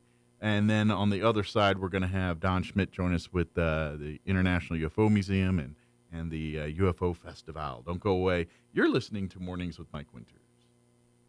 Growing things in Roswell is a battle. Your lawn's trying to turn brown, your trees are wanting to turn yellow, the weeds want to take over, and the fleas and ticks are trying to move in. So come down to Roswell Seed Company and choose your weapons. We have fertilizer to make your lawn lush and lovely, iron to keep your trees nice and green, sprays to kill the weeds, and more sprays to chase away the fleas and ticks. This is Ben Manette from Roswell Seed Company. Yeah, it's a jungle out there, except it never rains. In a medical emergency, every second counts. Artesia General Hospital's emergency department is open 24/7, staffed with highly trained professionals ready to provide life-saving care when you need it most. Don't wait. When minutes matter, trust Artesia General Hospital.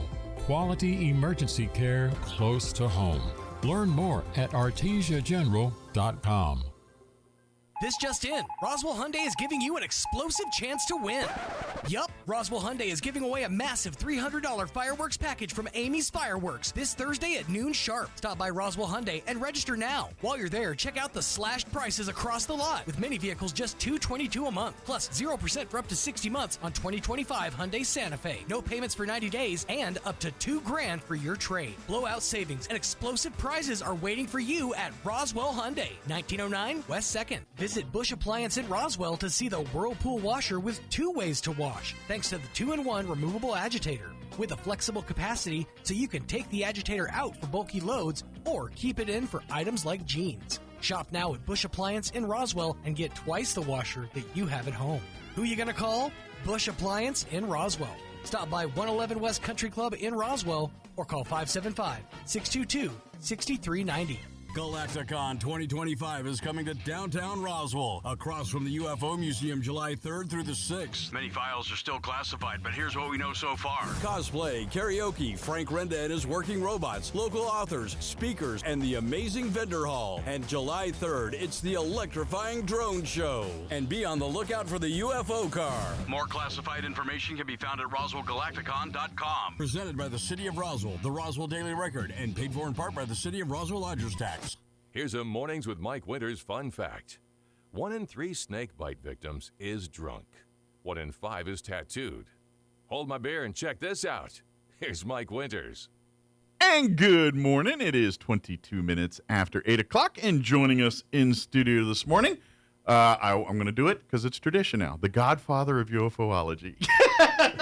Don Schmidt back with us on the radio. Hey, Don, how you doing? So good to be back with you, Mike. As I was just saying, we missed you at the museum when you used to actually set up a live broadcast. And it was always fun because it was usually that Friday morning, which is usually kind of day one of the festival traditionally. And it was rather spontaneous and kind of broken. Yeah. Like, could you grab me so-and-so or so-and-so didn't show up. Yeah. And, one minute I'm talking to, someone like Travis Walton. The next minute it's another radio guy or podcaster. It was, and then you get the gamut. You get, and that's what I love about UFO Festival.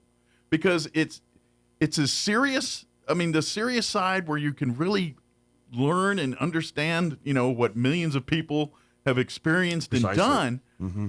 But then you also get into the nutty a little bit, too, where you get the people that... It's funny you mention that because it was more on a lark. It was some years ago. Yeah. But where I was kind of challenged.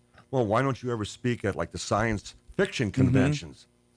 And you're talking about the likes of Frederick Polk and Harlan Ellison and these famous writers. And it was like, well, you'll be rejected.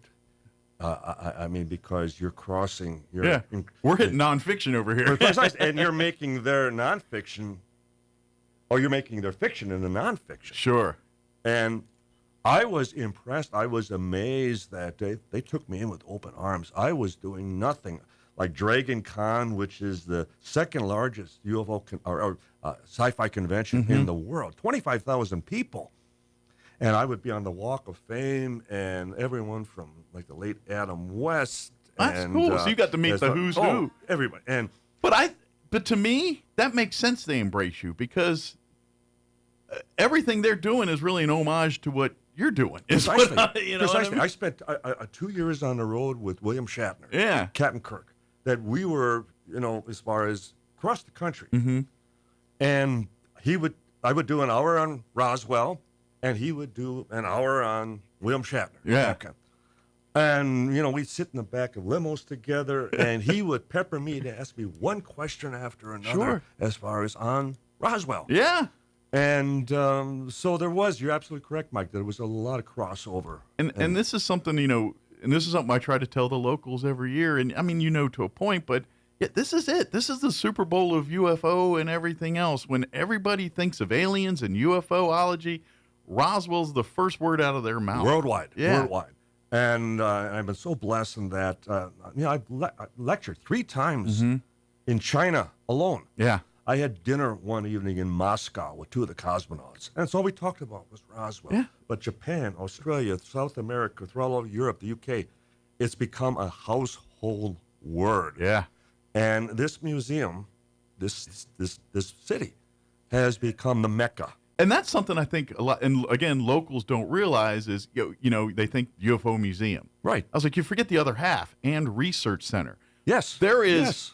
Put it this way, if you're looking for UFO incidences and stories, the history, every data that's really collected on this subject, this is the Mecca for it. It's Precisely. all here. You even the internet can't get you to places that you can get to at the UFO research side of the museum here. The history of the entire state that is so often taken for granted.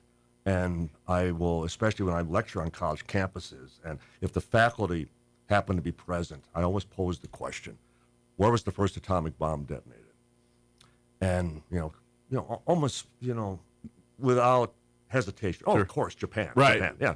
These learned professors. Those ones were used in actual play. They were tested a lot. And when you educate them as to where, like 2 hours west of Roswell in 1945, Trinity site, that type of thing. There's a and you movie give them- called Oppenheimer. You can watch all about it now. Absolutely. And I'm glad you mentioned it. It's a wonderful scene. And that's my favorite line in the whole movie. And just after the detonation, where they didn't know if they were going to blow a hole in the atmosphere or if it was going to be a complete dud. Yeah. And it works.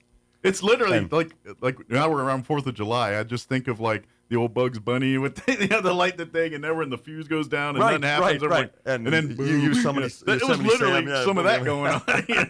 But anyway, Matt Damon playing General Leslie Groves, who was head of the Manhattan Project, and he's frantically running. I need to get back to Washington right away. And Oppenheimer says to him, "Shall I come?" And it isn't like, well, we don't. It was, why? In other words, why? Yeah. We don't need you anymore. Yeah. And that translates, pretty much to the whole situation, like at the former base here. Sure. And, the people in general taking for granted that they live in an historically rich state. Absolutely. That has, major attractions for the world. And it needs to be played up more. And I love that. And then when I'm here and I meet all these people through the museum, there were people from Scotland the other day.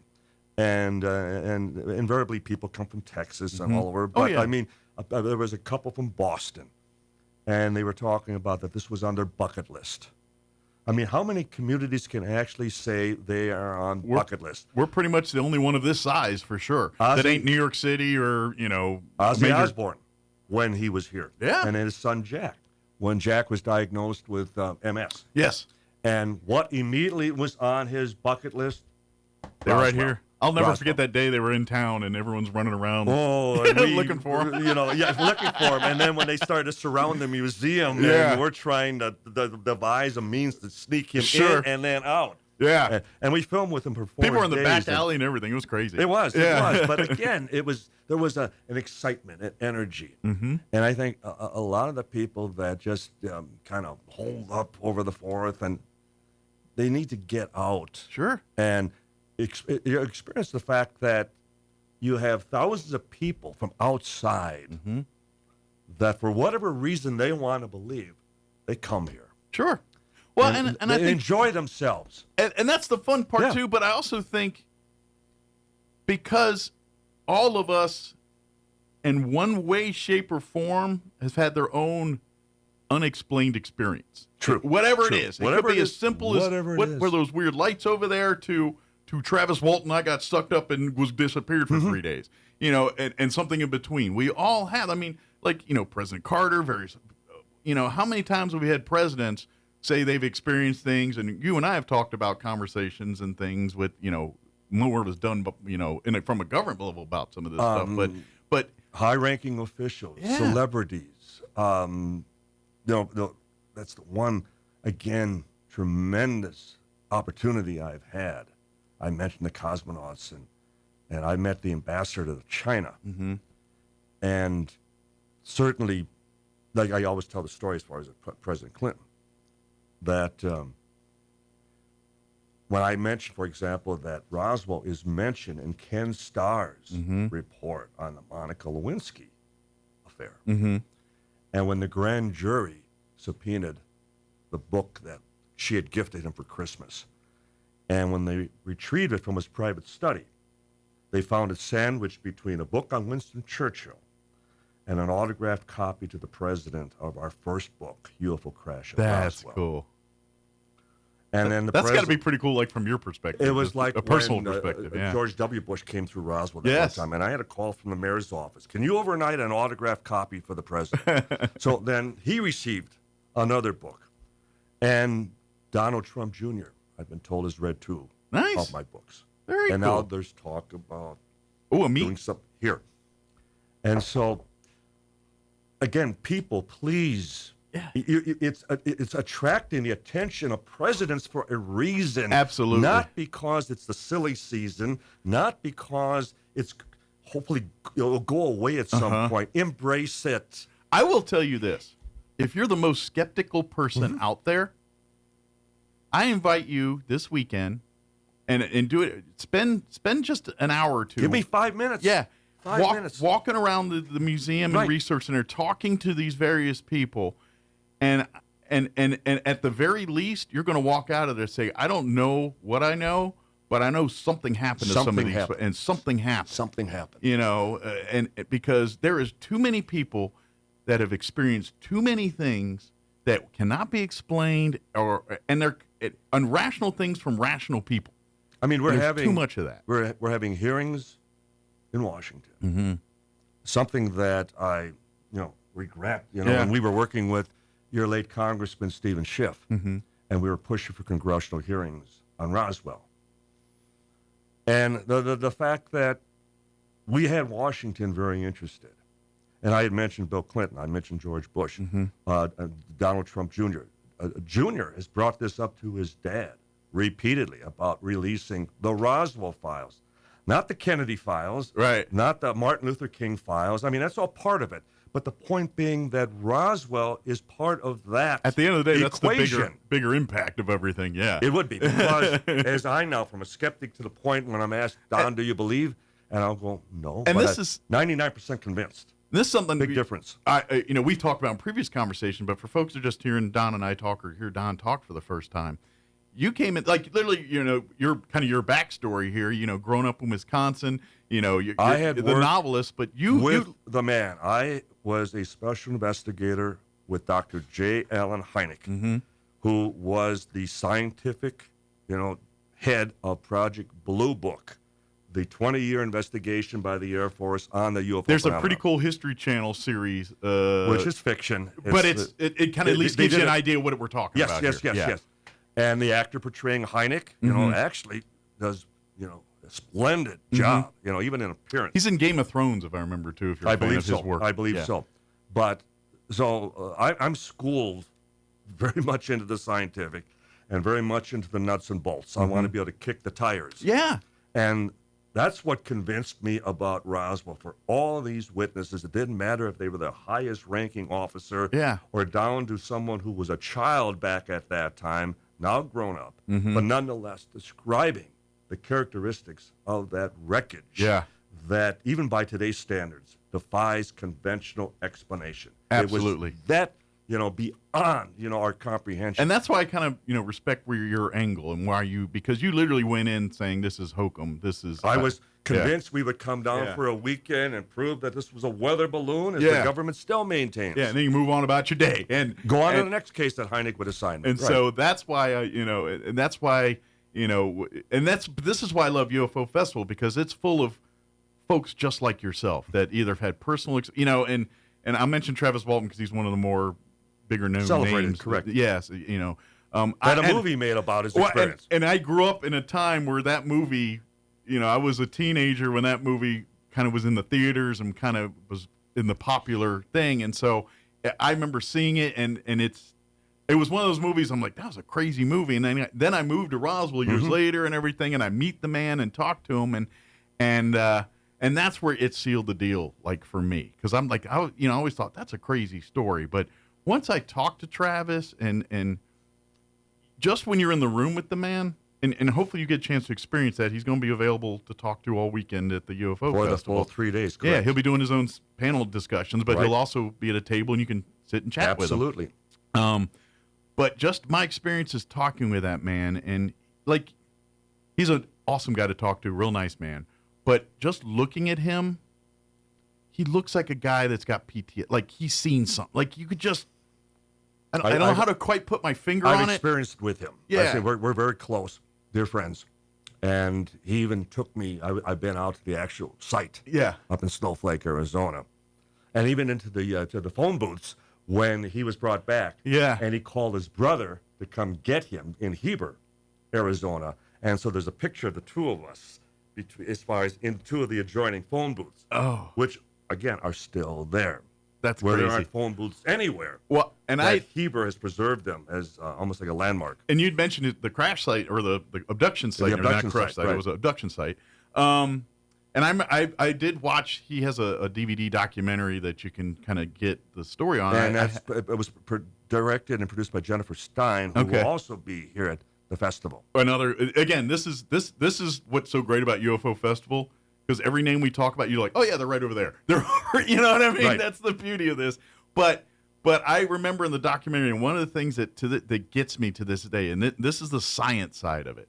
If you go to the abduction site in Arizona, in the mountains in Arizona where this happened, and you go out there with some science, testing things. Correct. The trees in the area are stunted compared to others. Different. The rings in the for example, when they actually go back to 1975, when this took place, there is a visible change as far as in the ring growth at that time. And in like the soil around that area all got weird anomalies in it and everything else too. You can't explain that kind of stuff. You can't. And the same as when we've had 5 archaeological digs at the Roswell debris field. Mm-hmm. And the area photographs before and after, clearly there's a difference after the fact, geologically, that you can tell that there has been some excavation, there's been some heavy equipment that has come into that area at a time when they did not have heavy equipment accessible out to that region. Sure. And it was just open grazing, as it still is. It's Bureau of Land Management, BLM, and it's just preservation property, leased back to the ranch owners. And then even now with satellite imagery, that in infrared, that particular site is scorched as though something, and we're convinced that considering what they may have done back at that time to decontaminate the site, because when the ranchers were telling us that the cattle and the sheep wouldn't graze at that location for 5 years. So what could have affected, or created as far as that reaction on their part? And so we believe that they also went out with 55-gallon drums of bleach and tried to whitewash the event all over the area, which makes complete sense to me, because that's what the government does. That would have been the army. That would have been the army at that time. Yeah. So. And I don't care. Anybody says animals' instincts are way better than they don't humans. hallucinate. Yeah. When a dog does something, Precisely. I'm following that. Yeah, exactly. Again, they see something up in the sky, they're seeing it. Absolutely. Right. But so that's why I'm, over the years, I kind of was like the average person, like, oh, the green man, that's cute. I know. But since I've been in radio and since I've come and spoken with these folks and everything else, do I know? No, but I can tell you this. Something's happened to these people and something's legit. And I gotta also think it's very obtuse thinking that in all these galaxies and all these planets and all of this universe and universes, we're the only intelligent life in all of that? How narrow-minded thinking is that? Well, I always like to point out that our library at the UFO Museum is the second largest in the world. And then I pose, obviously, the question, who would you believe has the largest? No one ever guesses correctly. It's the Vatican. Interesting. The Catholic Church. And then I joke they've had a few centuries head start on us. But the point And being, I'm going to say this, too. Ours is way more accessible than theirs. Precisely. Oh, my God. Don't I know that. And you make a good point, Mike, in that. And I've talked to Father Robert Spitzer, who's head of the Magis Center in Los Angeles, and he ran the observatory in Arizona for years. He's the lead Jesuit scientist in the church. And those Jesuits are all the scientists. These guys have multiple PhDs in all different fields of science. And so I've discussed this with him. I've also discussed this with Cardinal Timothy Dolan in New York. And I want access to the archives for just one phone call, because I remain convinced that then President Harry Truman, that when he got the phone call from wherever, that something of this nature happened down here in New Mexico. And they told him, it doesn't appear to be human. And I'm convinced one of the first people he would have called up would have been the Pope, would have been Pope Pius XII at that time. And basically, Your Holiness, what does the church know about You know what? I'm thinking if I had that kind of document that call. Yeah. And not the contents. If it's just within that time frame, that's all I need to know. Sure. Yeah. Yeah. That because it does it fits the narrative. It fits the narrative. It absolutely fits the narrative. Why? It's not to discuss church dogma. Yeah. I mean, Truman wasn't even Catholic, so. Yeah, but you know what? When something from another world hits you, I'm talking to the guy. All right, who's the guy closest to God on this planet? Whoever may have an answer. I'm the president. I'm going to get the Pope. But see, again, it demonstrates also the depth, the detail. Yeah. As now, as even our investigation continues that, and sadly, and you even heard us make, and even the late Stanton Friedman, the nuclear physicist, that we would often comment that we're racing with the Undertaker. That this World War II generation is we're losing escaping them us. all. We're losing them all. And I can pretty confidently say that just about every last one of the first 10 witnesses from 1947 is now gone. So, but we're continuing because we're tracking down the families who can then speak for their fathers, their mothers, their grandparents, that type of thing. But we're also with the hope that they said something still.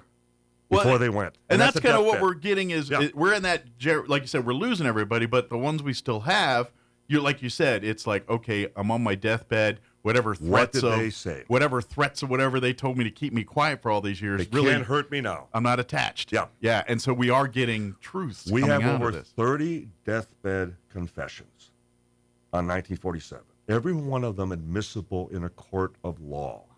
And not a one of them confessed to this being a balloon, a plane, a rocket, anything conventional. Each and every one of them said it did happen. Well, and I would also say this, even in 1947, if they were doing some kind of experiments in the public that way, think about it. Every time they launch a missile at White Sands, they tell the radio, they tell German everybody. V2 rockets, right. Yeah, they do everything.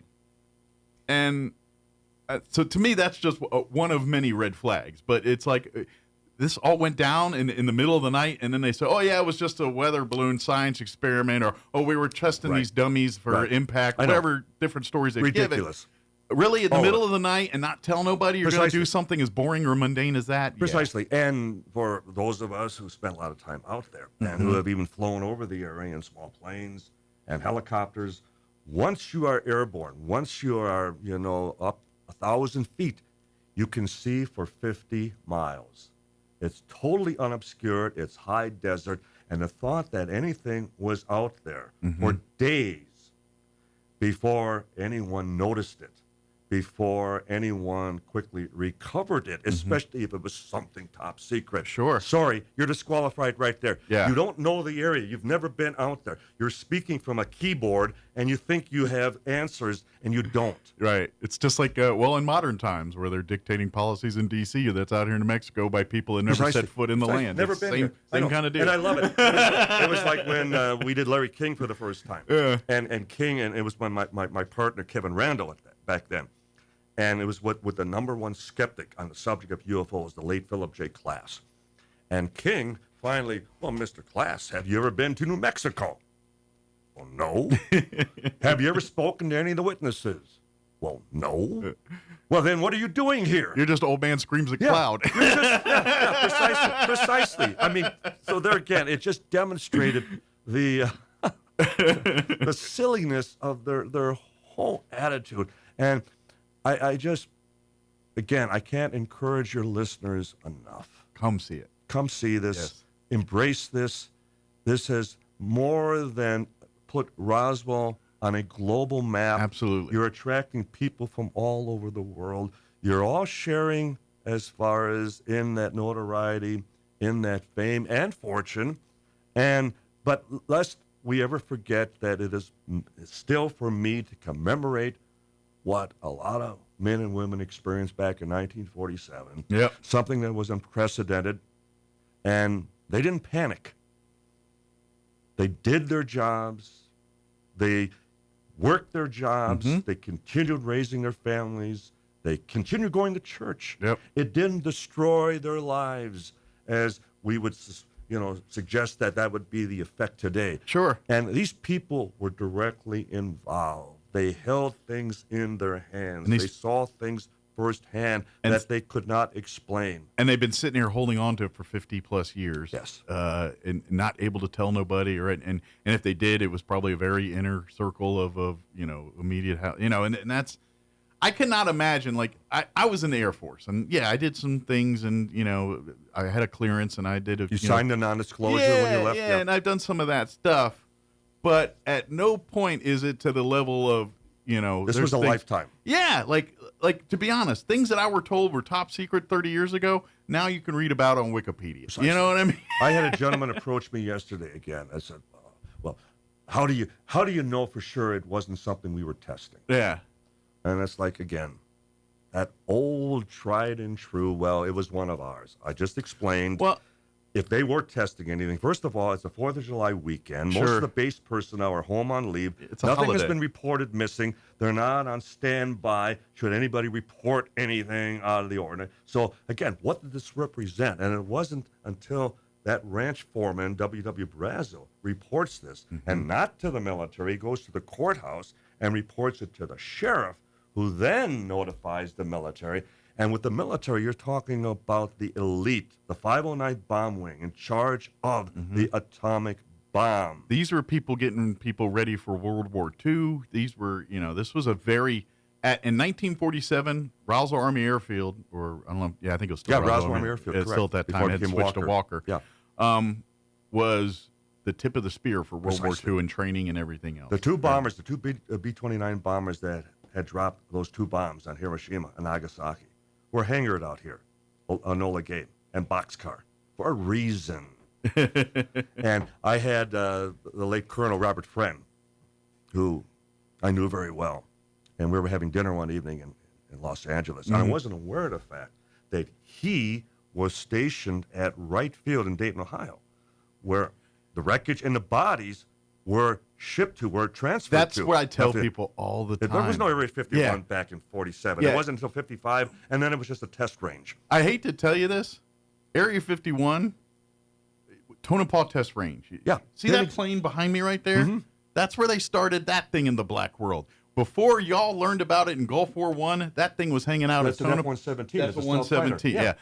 That's where its home was Tonopah Test Range, which y'all call Area 51. Right. During World War II and to this day, whenever we abducted not aliens, Nazi technology, enemy technology, a Russian MiG fighter, or German U-boat, or anything else, they send it to Wright-Patterson Air Force Foreign Base, Technology Division, and they'll break it down. So if there's aliens and space technology, that's the one place in our country that could handle, beating a wrench on this thing and seeing what we can do. And with that's and there too that clearly describes, as far as even the disconnect, as far as with the debunkers, the skeptics, the idea that why would a common off-the-shelf weather balloon of neoprene rubber, reflective foil, wooden stick, string, and tape have to be sent to Foreign Technology Division at Wright Field for testing and analysis. Yeah. And this is a matter of documented fact that even the Pentagon put out a press release that the wreckage from Roswell was going to Wright Field for testing. Why, if it's one of ours? Yep. Why if it's one of ours? There's no need, because if it was a Japanese Zero, we send it there. If it was a German U-boat, we send it there. Well, guess what? Something from another planet, guess where it's going to go? Precisely. So getting back to Colonel Friend, and so I wasn't aware of the fact that he was at Wright Field. So because we had tracked down, so he probably saw some things. He did. Yeah. And so we were then interviewing all the people who were on the receiving end, like former base commanders and deputy commanders and people who worked at Foreign Technology. And so I was not aware that Friend was there in Dayton when the Roswell wreckage came in. And he says to me, broken arrow. In other words, an errant atomic bomb. Yeah, I know that term. Yeah. I was a weapons troop. That was stuff I had broken to learn. Arrow. And I went, oh, that's interesting, Colonel, because are you aware that we didn't have any bombs in our arsenal after Fat Man, little boy? It wasn't until after the Soviets all we had was the two. detonated their first bomb in August of 49 that we quickly went back into production. So we couldn't have had a broken arrow because there was none he's existed. Like this. He's just smiling at me like, you're not supposed to know that. Man, you just hit memory because you said broken arrow because I remember my Air Force training. There's bent spear, there's different, bent spear, and they all have different meanings on that kind of stuff. Matter of fact, they did a bad movie in the '90s called Broken Arrow. That's correct, with John Travolta. Yeah, and Bob Gooten, who was in our Roswell movie. And put it this way, that was a B-2. It does not have stealth mode. Everything in that movie is complete horse hockey. As so many of them are. But it's entertaining. Speaking of movies, and just to inform as far as your listeners on how many of them are aware of the fact that Roswell has its own movie. It does? That we did the Roswell movie. I was about to say, this was based off your based off your of books. our first best-selling book. Yeah. And we were consultants on the picture. We had cameo appearances in the picture. We didn't film it here because we wanted to, be, we didn't need to be distracted. Sure. We had a lot of tourists watching. And it's cheaper. But the point being that Roswell has its own movie. We were nominated Best Picture, Made for TV movie, Golden Globes. And so it's a good movie if you've never seen it. Oh, and it still stands. Yeah. I mean, we've obviously, you come up with much more information in the last 30 years. But it's still, and the quality of the cast, everyone from Kyle MacLachlan, Martin Sheen, to Dwight Yoakam, Tim Grice, Bob Gooten, who I'd mentioned, Peter McNichol, Xander Berkeley, on and on and on. It does have an all-star cast now that I think about it. And the funny thing, Mike, is both Kevin Randall and I were invited to the Golden Globe ceremony. And you're talking bigger than the Academy Awards because it's international. Sure. So, but all of Hollywood, and we would have been there. And there we are, that Sunday evening, Kevin Randall and I sitting in the lobby at the Ramada at the airport, watching and thinking and looking at one another and going, this is the stupidest thing we have ever done in our lives because we'll never have such an opportunity again. But we, again, with Racing with the Undertaker, we were here doing our job. Absolutely. We were here researching and tracking down witnesses. And trying to find the truth. The truth is out there. And that's again, stupidest thing we've ever done. But nonetheless, it still demonstrated our commitment, our devotion. But that's what makes everything great. And that's what and I know for you personally, to be where you're at now, you begat to get that. So without that, you couldn't be here today with that. Precisely. And that's what I love. And that's that's why why have been in L.A. for the ceremonies, and then one of our principal witnesses who we're tracking now may have passed, and we would have lost that opportunity. That we were looking more for the fame and glory as opposed to we need to stay on the case. We're about out of time. They're about to, for news and everything. But I do want to ask that question. And you mentioned Stanton Freeman earlier. We lost him several years ago. Dear friend. Let me ask: miss him. Is there another one in the wings? Like, is there another Stanton Freeman that's going to pick up this baton and move on? Even say, because let's face it, you're not doing this forever. Is there that next generation that's going to kind of keep the torch going? I'm very concerned that you have.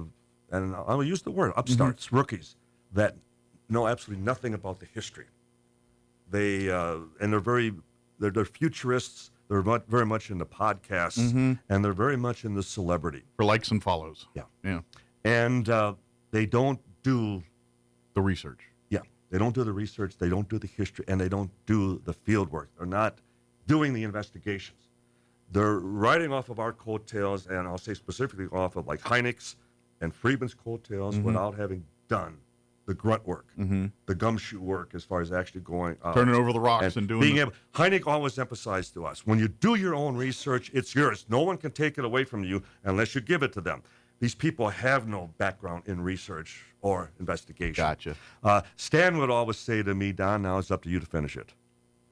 And I took that. Kind of take that charge personally. I took that gauntlet, and I even saved on my answer machine the last 3 times he called me, leading up to even that last month before he passed.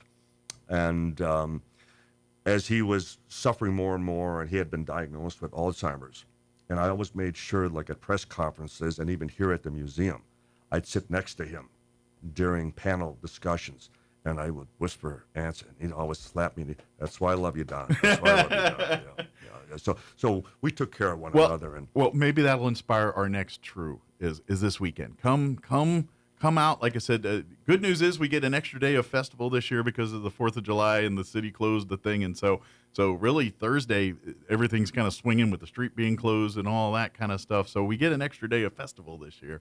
Utilize it. Take advantage of it. Come and, yes, please do the costume contest, do all the fun, the music, all the shows, all the things are going to go on over the next couple days.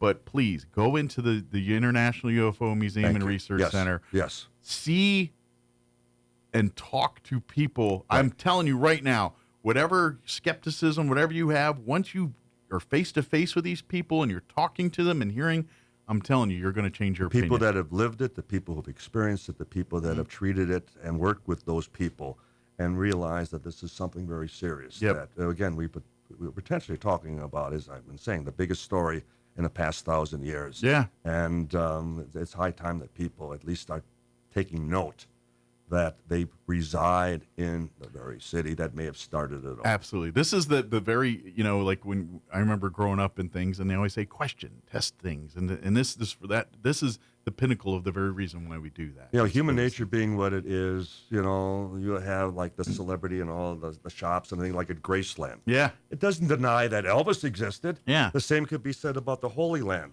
Well, it sparks the interest.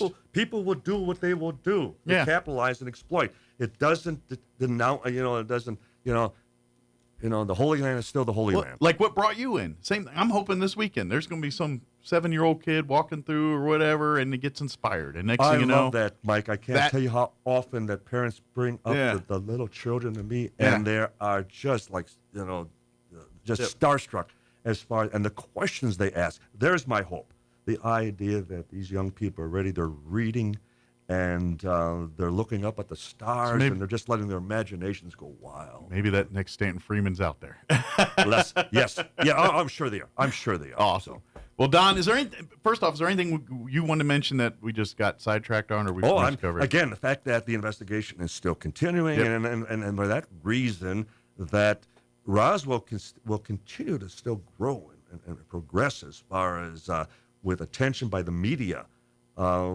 There's absolutely no let-up as far as from even the international, as far as press, as far as on Roswell, because they too, see it as being the granddaddy of all. And that's what's going to keep everyone honest when it stays in the public eye. Precisely, because if we make a mistake, it paints a black eye on the whole city. And then it gets so. But Don, as always, thank you for the visit. With great responsibility, or with great power comes great responsibility. That's right. Spider-Man says. Absolutely, that's words of wisdom, words to live by here. But Don, thank you so much, as always. Love and pleasure seeing you again and meeting your lovely wife. Enjoy the week of another UFO festival. And it's not going to be as hot as it could be, so we might. Hopefully, the rain will cooperate and we'll be good there. But if it is raining, plenty of indoor space in the museum, and you can have all kinds of conversations. Exactly. So, thank you, Mike. Thank you, Don. We'll see you. I'm sure we'll see you throughout the week. Of course. Look forward to it. All right. It is 9 o'clock. You're listening to 106.5 Roswell's Talk FM, KEND, Roswell, New Mexico. News up next. From townhall.com. Armit Thomason. The Kootenai County, Idaho sheriff calls it a total ambush and says the two firefighters never had a chance. They were responding to a wildfire set by a gunman who began shooting when they and their fellow first responders showed up. 2 firefighters died, another seriously injured. Sheriff Robert Norris says the gunman is dead. We had a cell phone activation that was in the same spot since about 3:16. And that it was in the same area, and we honed in on that cell phone, and we saw that there was a male, appeared to be deceased, with a weapon nearby. It happened along a wilderness trail on Canfield Mountain, just north of Coeur d'Alene, Idaho. There's nothing on a possible motive. The dawning of the new day found senators debating President Trump's spending and tax cut bill, the debate extending into the early morning hours, and now senators have reconvened. Senators have convened for a lengthy vote-a-rama, during which lawmakers can offer an unlimited number of amendments that are related to the mammoth proposal. Majority Leader John Thune explains why the bill is important. We want to get this done so that this country is safer and stronger and more prosperous, not only for today, but for future generations of Americans. Minority Leader Chuck Schumer accuses Republicans of not being honest. Republicans are doing something the Senate has never done before, deploying fake math, accounting gimmicks to hide the true cost of the bill. Senators hope to wrap up debate and vote on the bill Monday afternoon before sending it to the White House by the 4th of July. Bernie Bennett, Washington. U.S.-Canada trade talks set to resume now that the Canadians have shelved their proposed tax on U.S. tech firms. It was to have taken effect today. Watching Wall Street, the Dow up 153 points. More on these stories at townhall.com. Everybody wants cheap airfare, but where do you find it? You call Low Cost Airlines. Their prices are direct from the airlines, and they're so low you can't find these fares published anywhere. They specialize in cheap flights, discount hotel rooms, cheap car rental rates, and great package deals anywhere around the world. Wherever you want to go, they can help you get there cheaply and with a best price guarantee. If you want the lowest prices on your airline tickets or other travel services, call now. That's right, call. That's the only way to get these rates. Experts are standing by 24/7 to get you the cheapest airfare and hotel rates available. So don't wait. Call right now for the lowest travel prices anywhere and for great last-minute travel deals too.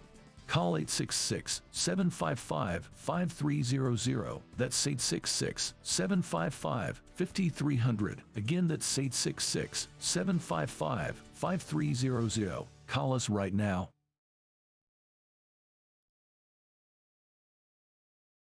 It's dangerously hot across parts of Europe. Forecasters say the heat wave will stick around for a while.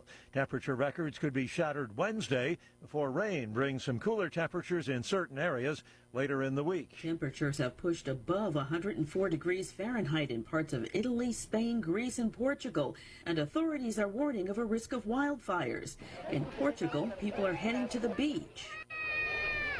Manuel Oliveira tells TVI they've been careful with the heat. He says he and his family go to the beach, grab their ice cooler for a bite to eat, and then catch some shade. Temperatures could get up to 107 degrees in Lisbon. I'm Donna Warder. Pakistani officials say nearly a week of heavy monsoon rains and flash flooding killed at least 46 people, injured dozens, as continuing severe weather similar to past emergencies remains possible for the rest of the week. News and analysis, townhall.com. Researchers have been debating the supposed age of some really old stones. In the journal Science, new research has dated rocks on the eastern shore of Hudson Bay, Canada, to be some 4.16 billion years old. Scientists are excited because they got the same age using two different dating methods. The study's author, Jonathan O'Neill of the University of Ottawa, says 20 years ago, scientists tested another section of rock and got an age of 4.3 billion years. But scientists using a different dating method contested that age. That's not the point. The point is, are we opening a window at a certain time? I'm Donna Warder. A second tropical storm is churning off the coast of Mexico. There's Tropical Storm Barry off the country's Atlantic coast, and now Tropical Storm Flossie is developed. That storm is along the west coast of Mexico. More on these stories at townhall.com.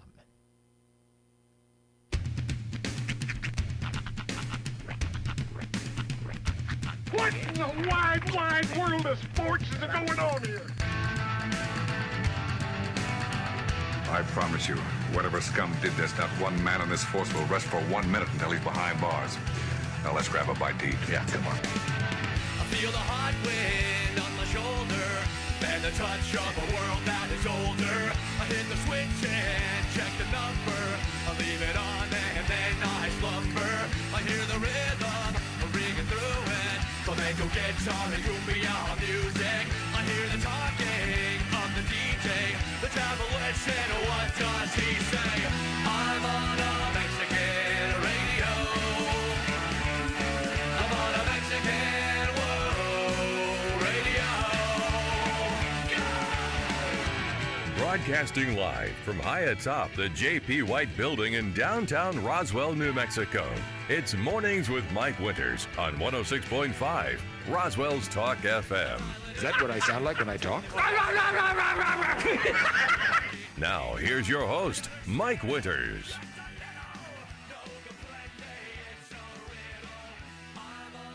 And good morning. It is 6 minutes after 9 o'clock.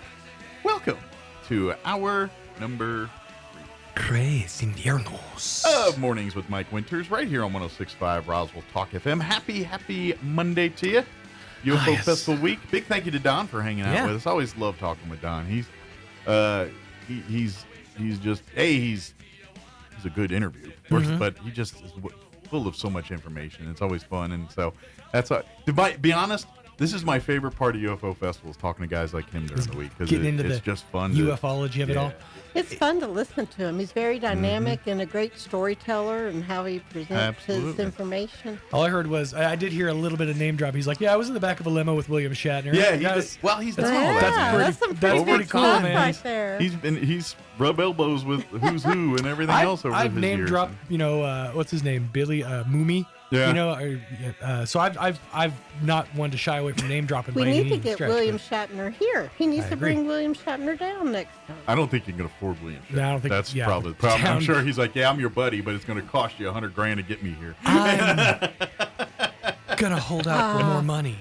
William The experience Shatner. itself. Oh yeah, that's how they make their money. I mean, especially guys like Shatner, because he's been doing Comic Cons and Star Trek cons Yeah, he's one of the big. and every time to get him to show up at something like that, it's coinage. Right. So I I think know. the entire UFO festival budget would get blown. There by was a bringing way, in though, to William get him Shatner. What we need to do is we need to get a William Shatner impersonator, not a William Shatner actor impersonator. Specifically, he only does William Shatner's music. Specifically, he's only trained to just get up on stage and go and light a cigar and go, she packed my bag last night. Pre-flight, 0 hour, 9 a.m. And I'm going to be I think he was. kite by then. Yep, that's what we need. All I can think of when you do that is the movie She's Out of Your League, and he's in the Hall & Oates cover band, but they only cover the songs from 1980. Yes. We don't do. Was it Hall & Oates or was it Billy Joel? It might have been Billy Joel. I think it was Billy Joel. Billy Joel. We don't play 90s Joel. Yeah, With a very funny. specific tribute. Yeah, or the one on Step Brothers was like that too. The one that didn't show up. It was we only do these songs from That here to might here. have been. That might have Maybe been that Billy was Hall & Joel. Oates. Yeah. My personal go-to with those is the DJ on the movie The Goods. Yeah. His name was DJ Request, but nobody tells DJ Request what to play. Yeah, that was played by what's his name? The guy from The Office, the black gentleman from The Office. There was one part of the movie. He's like, somebody in the crowd is like, "Hey, can you play something that's upbeat, maybe some pop?" He goes, "Hey, no problem." And he hits the button. He goes, "Dead puppy." He was in Hot Tub Time Machine movies too, and Robinson. Craig Robinson. Robinson, yeah. Robinson. That's his name. Yep. And that one show that I haven't watched, but I want to. You told me the one where he's in Florida. Yeah. And he's selling. He wants to open a saw palmetto farm. That's it, saw palmetto. And That's what it so was. to fund it, he goes out and kills gators essentially. and becomes a gator hunter. Yes, that one I need to check out. It's real good. It's dark humor at its finest. Nice. Well, Yes. I generally like his other things. Mhm. He's done, so he's usually in ensemble movies. Yeah, A lot of ensemble. He's surprisingly good in the lead role on this one. Good. Yeah, Good deal. he does a real good job. But I don't know where that was going with that. It was a whole. We drift. Speaking of gators, by the way, did you see what they just started working on or constructing up? Is the the prison? Yeah, the alligator Alcatraz, I think they're calling Yeah. it. Mm-hmm. That's terrifying. We got a moat of gators. I mean, that's definitely motivation to stick around. But wow, I don't know. This is to me. This is that one more step to idiocracy. it's exactly right. I'm holding out for Monday Night Rehabilitation. Like we are I like this close. Everybody likes Starbucks. We don't have time for that right now, Mike. Yeah. But no. If we can get the older I get, that movie's becoming a playbook, not an entertainment. Isn't that the truth? Oh my gosh. we need to have the guy standing at the front of Sam's Club going, "Welcome to Sam's Club. I love you. I love you." Carl's Jr. is now has your key. Well, and that's the irony therein is everybody's merging with everybody else, so Right. you're not too far off from that. I'm just saying, it's pretty Yeah, soon. it happened a lot faster than they said it would, though. Yeah. They're all on the line because Florida passed that law where you can legally run over people. Oh yeah. Yeah. Yeah. They're behaving. That's terrifying. Sometimes. Yeah, it works. But yeah, that's a good movie. By the way, I haven't watched it in a minute. I'm about due for a rewatch. Idiocracy. Haven't seen it. It's been a See few how years. much more real it is since Yeah, last remind time me you've how seen much it is. Just a real quick refresher course, yeah. Yeah. Let me give you the rundown real quick before we get into the other stuff here. Oh, by the way, I know, for those that have Apple Plus, I've watched I haven't watched my wife, but there are two good shows that are on there right now I'm kind of into. One is called Stick. Okay. And it's with Owen Wilson. Oh, and I he's did a hear about golfer this. legend. And it's also got what's his name? Marion. He's a comedian. He was in that roller at Netflix roller movie show. Look it up real quick. Marion something. See, or now I other. want to say Marion Barry. I know it's not it. No. Smoke crack. Got his job back. He's a stand-up comedian. He's an Stick. actor, stand-up comedian. Stick cast. He played Stick's caddy in back in the day, but that's a good show. It's got a Bill Lawrence feel to it, even though Mariana it's Trevino. not. No, that's a woman. Yeah, it's a man. But Mark Maron's in it. Mark Maron, that's it. Oh, Mark him. Maron, that's who I'm thinking. Oh, I was like Mariana. Yeah, Mark Maron. Yeah, him. Yeah, I've heard about it. It's kind of a done premise though, isn't it? Like the whole thing is like he gets in trouble and he has to go coach a little. No, not at all. Oh, okay. No. He was. So the premise of the show is Owen Wilson's character was a hotshot pro golfer back in the day, and really good at golf, like a phenom type. And he basically basically you find out later that he lost his kid in cancer, and then he had an episode in public that he kind of flew off the handle because someone said something, and that was done with his golf career. Well, now he's playing like a tin cup like guy that's kind of down on his luck, and then he meets this kid at the driving thing that's this phenom, and basically he sees himself in him. He's gonna coach him up, and so now and then he gets his old caddy involved, Okay. and so it's like a buddy comedy, and what it is with the mom, and they're all in this RV as they go try to get this kid to pro golf, and so it's kind of an entertaining little show. The episodes I've seen, to me, it's got that. It's not Bill Lawrence, but it's got a Bill Lawrence feel to it's got that dramedy. Yeah, feel to it. the Scrubs, Slapstick Ted Lasso. with a heart of gold. Yeah, it's got that. Are you sure warm Lawrence fuzzy- isn't involved? I don't think he is on this one. I know it's Apple Plus and everything, but I don't. Because think that's the he's thing involved. is he's got. I mean, I know he's also been talking about the Scrubs reboot. Okay, well, I don't think he's involved. I don't remember seeing his name attached to this one, but maybe he is. I think what Sean, the movie he was referring to, was the one where he was coaching basketball. Oh, yeah, that's like Woody kids. Harrelson. That's been done in 3 or 4 different things. Yeah, it has been done a lot. The other one, which I literally just showed it to me and I started watching it and liking it, was a thing called Murderbot. It's a series on there called Murderbot, and so it's a science fiction comedic show. Mm-hmm. And basically, they just throw you right into the show, but you're in the future in some time. I don't know. It's just sometime in the future, and there's in the future they have what's called these robots. They're security guards, and they look like humans, but they're programmed to do this and all Right. that. And this security bot somehow the wires get did crossed. his governor, and he's got free will and all kinds of stuff. And so that's the premise He of the forgets show. the 3 rules. When he's hired, but it's kind of in a comedic situation. It's a pretty good show. It's called Murderbot, and it's for something I was like, okay, Murderbot, this can't be good. And I started watching. I'm like, this is actually kind of good. And so now I'm invested. Well, if you're willing to put things on and just try them, I encourage you. I'm not sure where they have it. I think it's on. Maybe on Peacock. I'm not real sure. But if you can find it, put on The Wild Robot.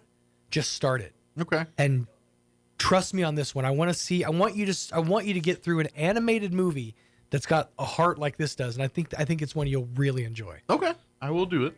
All right. My last animated movie I saw like that I liked was the Incredibles movies we saw. Remember? The one with the superhero family, Incredibles. Yeah. Oh yeah, The Incredibles. Yeah. Was that with kids? That was when we were on The vacation. first time, yeah. Mm-hmm.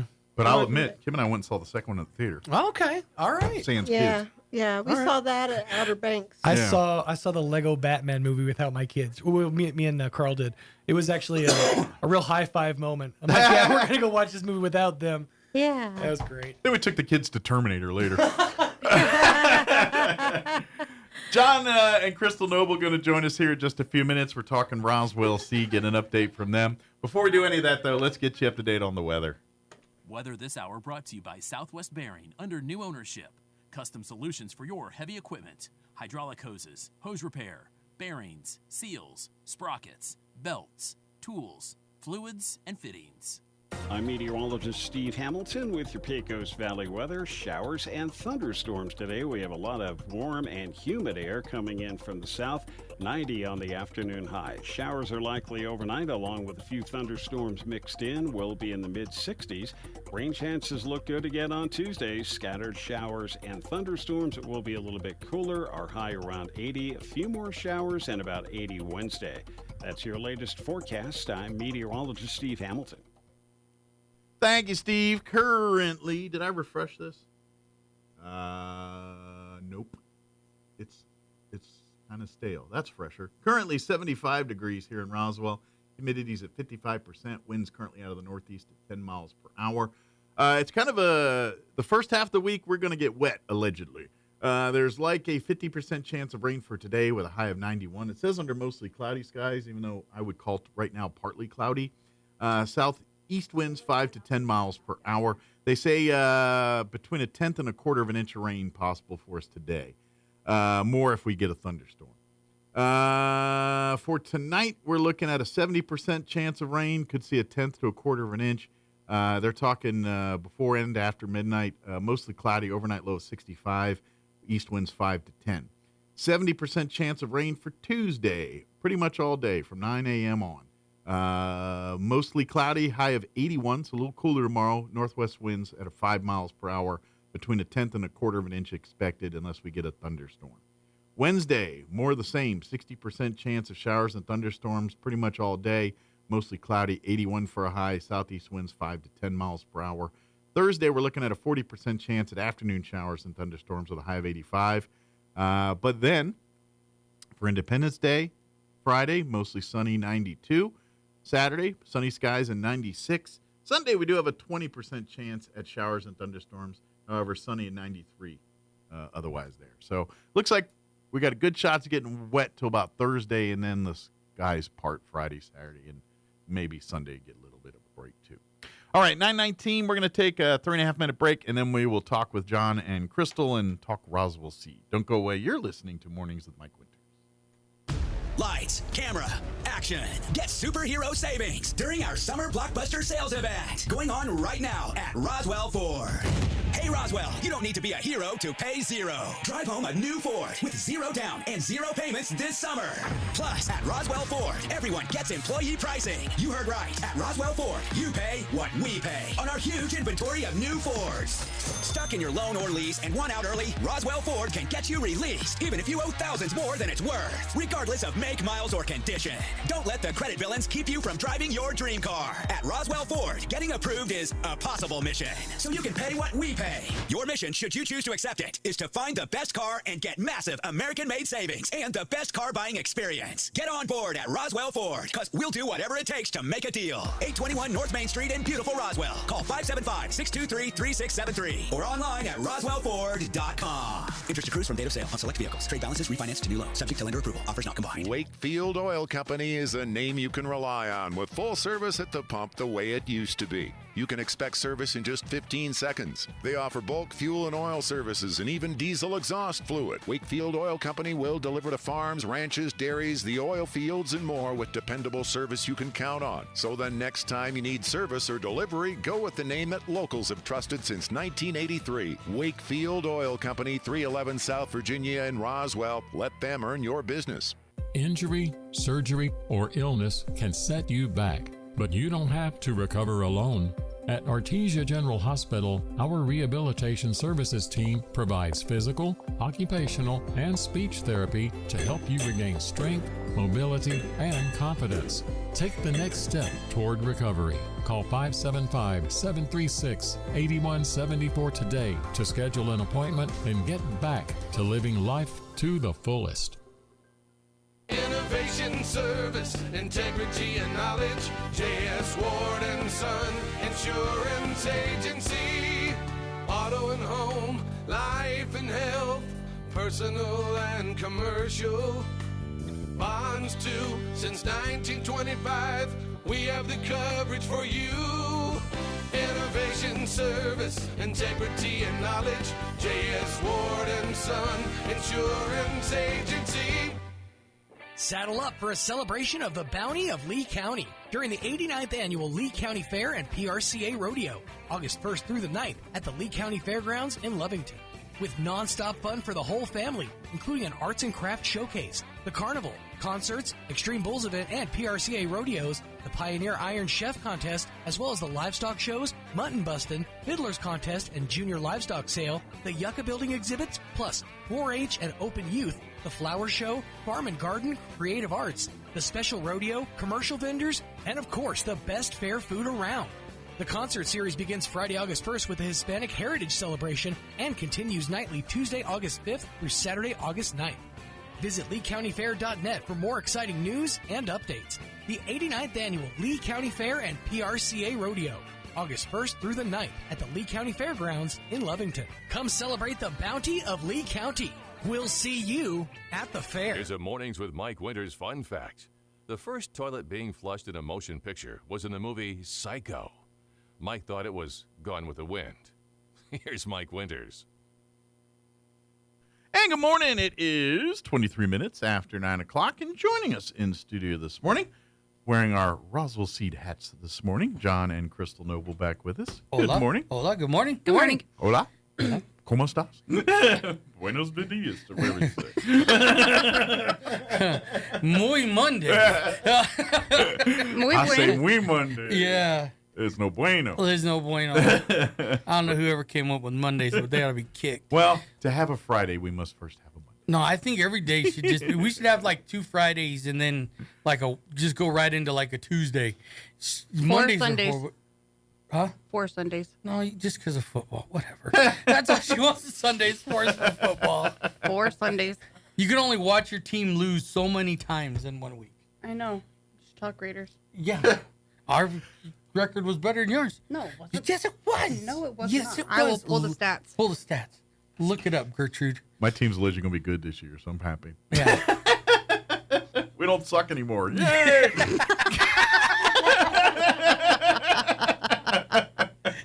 For years, it's now, now before it was just the Washington who? Yeah. Right. Now you got everything. You could say Capitals. You could say Commanders. Nats, yeah. Now as the baseball team gets up, you'll be trifecta. Well, they were good. They're in a rebuild. They do have one player that's pretty awesome. Yeah. But when did they win? 2018 or 19 or 17? Like that, whatever yeah. year they won the World Series. So yeah, right. And the Caps did. And we have the redheaded stepchild of our sports teams, and that is the Washington Wizards. Oh, the yeah, the basketball team. Yeah. They are. Wasn't that owned by Jordan or no? Jordan had a piece back in the 90s there, and he played for him for a minute. Yeah. Yeah, and then all that when he realized that Wizards just have this stigma sucked them to them. Yeah. I don't know, like they can never get good. They'll never be good. The last time they were good was 1978 when they won the World Championship, and Wes Unseld's no longer with us, so that's not going to. And they tried to ride the Wes Unseld train for 20 years. Okay. Vegas record last year was 4-13. Yeah. Dallas was 7-10. No. Bring it up. I already brought it up. No, you didn't. I didn't look at that. You just showed me the Raiders are on a down cycle right now. They've been kind of train wreck. We've been in a rebuild for 13 years. Well, for a minute there, like Carr's first or second year, they were making a run. Yeah, they make it. But it happens every year. Yeah. I mean, they come out strong. Preseason 7-10. We won 7, lost 10. Still better than the Raiders. Yeah, never mind. Okay. I don't care if we won one more game than you. Still Well, better. they got Pete Carroll now, so everything's all good. Yeah, that should be interesting. That's good. That's really going to be interesting. I mean, Pete Carroll 20 years ago, maybe, but Yeah. not 90. How old is he now? 80s? How old is that He's guy? he's like in his 104. 70s. Yeah, he's not. He's And then not Geno young. Smith as the starting quarterback, I'm like, oh my god, He's been playing for how many years now? a long time. Yeah. They're gonna have the Geritol squad. Well, it could be worse. Could have Joe Flacco. He's been playing for 50 years too now. Yeah. He might be a starting quarterback in Cleveland, and they got 30 quarterbacks. Yeah, and I he know. still may end up being the starter. Oh, that's sad. That's rough. See, that's the thing. Both y'all can say, well, at least we're not Browns fans. Yeah. Wasn't that what Myles Garrett, though, he needs to come out of that porcelain bowl and come to a real team. He almost was a Commander for a minute there. Yeah. They almost lured him away. They almost lured him away. But yeah, they gave him such an unbelievable lucrative deal. It's not even, It's just kind of one of those deals. You want to sell something. You got something, and everybody wants to buy it. Yeah. And you just put like a ridiculous price on it, and somebody comes up and says, "Yeah, I'll take it." Well, that's So- Cleveland's problem because they always have good players. Yeah. They're always top first round picks, so they always have talented, good players. I don't know if it's the ownership or the coaching, but they can't get out of their own way year after year after year. Yeah. And they're proof that poorly run franchise. I mean, Washington's a case in point too, but Cleveland's, because they're perennially top 5 pick. They've had more top 5 picks than any team. I mean, and by now they should have a team full of all-stars. Right. Yeah. They don't. Yeah. It's pretty sad when you've had losing seasons for how many years, but you still have people that are, being enshrined into the NFL Hall of Fame, for being such a great player, but it's like they're the lovable losers of the NFL. Yeah. I mean, they have a rabid, loyal fan base. God bless them. Their fans are tough. Yeah. I mean, you see some of those games and it's like, whoa, they're either in 3 foot of snow or in 100-degree temperature, even in NFC East, you're a Cowboys fan, you hate the Eagles, you hate the Commanders, vice versa. Everybody's really, and that division's also like that. If you're a Baltimore fan at Pittsburgh, you can't, they hate. But I even still to this day, they all hate Cleveland, but I still feel like, well, it's Cleveland. We don't hate them that much. They're like back when the Cardinals used to be in the NFC East. That was the NFC East team back in the 80s. Oh, poor Cardinals. They were always, 2-14 or whatever they were. They were pretty losers. The Eagles, the Cowboys, and the Jets, the Giants and the Washington, they're all kicking butt. And there was the Cardinals. And then they finally shipped them off out of the division. But Cleveland Brown is the Cardinals of our, they're just perennially losing. And even when, Pittsburgh and them, it's a rivalry game. Is it, though? Yeah. I mean, when you just curb stomp them every year in, year out, is it really? Yeah, because, I mean, that's a tough division. I mean, they're in with, Baltimore. They're in with Pittsburgh. Cincy, all the other teams. Yeah, they're cutthroat. Those are Then tough. there's Cleveland. I mean, that's like Iron Man division up there. I mean, those guys, they, that's cold weather, cold days. They hit hard. They don't back down. Them and the NFC East, I think, are the two I mean, even that Chiefs and Raiders division is not the same as those, no. You know? That's kind of flash speed. Who has the better quarterback, fastest receivers? Over there in that Ironman division, I mean, those guys, they're grunts, man. I mean, they dig in and they just, they're not giving an inch. You got to earn that inch. Let's put it that way.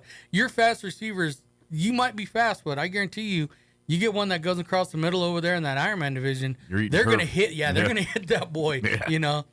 It's worth a 15-yard penalty. Absolutely. So speaking of turf, yes, we're going to change it. Oh, to... I know. That was my fault. I started that. All right, that's okay. But, I'll talk off the kilter with anybody. I know. This Friday for the 4th of July, Roswell Seed will be closed. Also on not all day. Wait. On the 4th of July. Oh, on the 4th of July. Yeah, this Friday. This Friday. But also this Thursday from about 10 to 12, depending on how long it takes, Roswell Seed will also be closed. They are doing a memorial bench for Jim Gill on the court lawn. Oh, how nice. On the 3rd, and so we will be there to... So we'd like to invite everyone to come out, and that'll be Thursday, the UFO Festival starting, so you can, if you're there. 10:30 on the court lawn. Okay. Yeah. So Roswell Seed will be closed while we are at the court lawn. Very good. Then we'll open back up. Yes. But, I mean, now, the road will be open in front of you guys, right? Yes. Or is that or is that closed right there? That starts on Friday.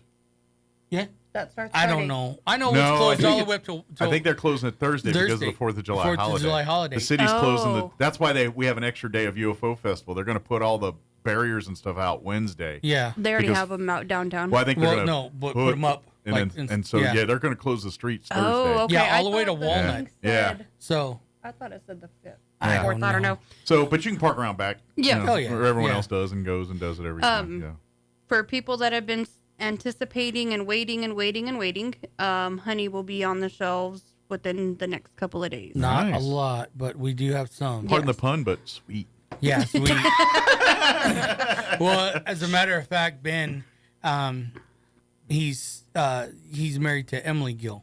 Last night, he harvested honey for the first time. She helped him Saturday, and he got decent amount of honey. Good. So last night he getting brave and I know what I'm doing now. Yeah, he got lit up. Yeah. Poor guy. They all got him in the thighs, and he's not a big guy, but he's just bruised. It wasn't that scene from what was that movie called? The one where he. Yeah, the one where he's dating the sister. The one where he finds out he's dating the girl and he turns out it's his sister. But there was like the uncle, and he was like an invalid. But then he gets next to like some bush that's covered in. Next thing you know, he's got like the bee beard and and he just show him, and he's got a wind kazoo, and so he's covered in bees, and he just goes bees. And it's the funniest. I laugh hard every time I see that scene. I remember. So that had Heather Graham. Yes. I don't remember the name of the movie. I can't remember what it is.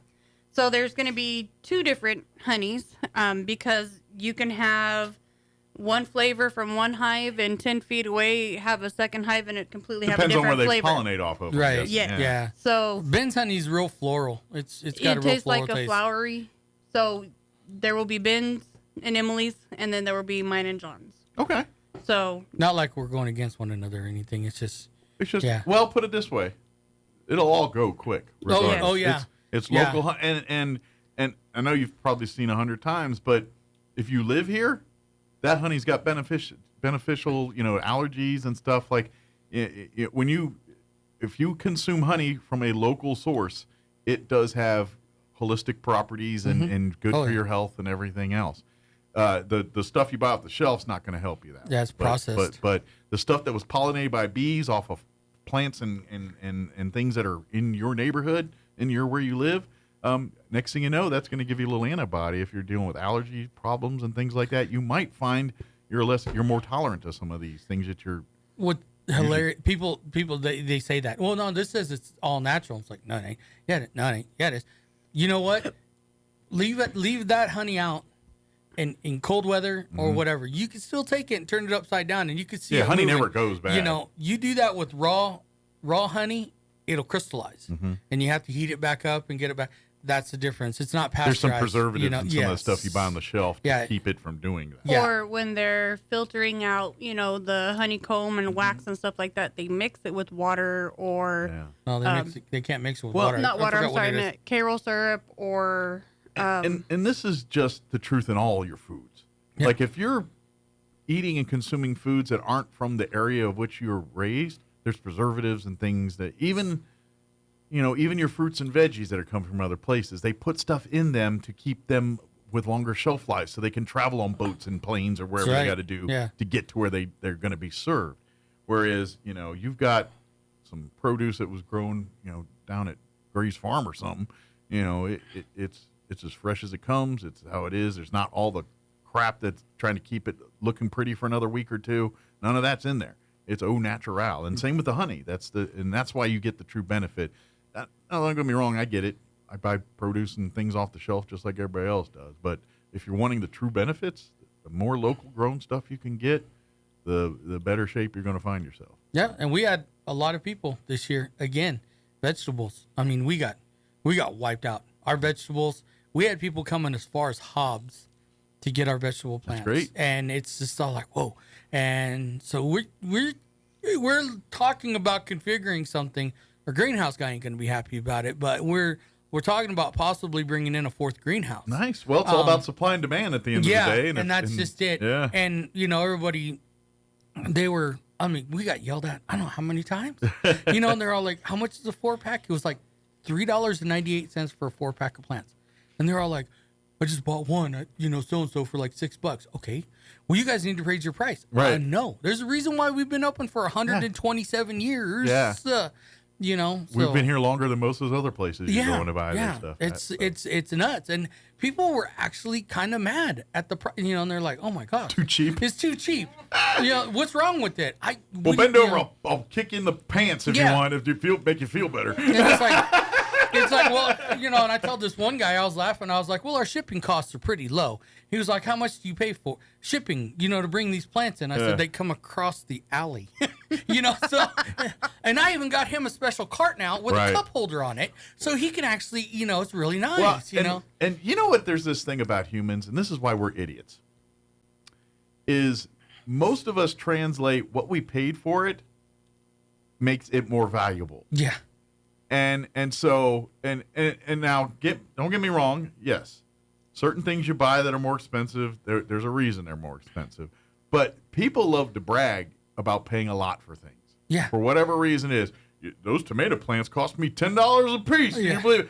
But they're made from, and then they get to tell their story. Right. Well, it's got, and they're so they're purple like, tomatoes. what do you mean? I only got to pay 99 cents for this. Is it cheap? No, it's just that's what it costs for me to, to make money and to get this to you. Yeah. That's all it is. And guess what? I'm trying to save you a buck is in the thing that's saying, hey, next time I need this, I'm going to come in because I didn't pay as much as I did at Home Depot or Walmart or wherever you're going to buy this. And it's hilarious because that's a huge division between like the men and women.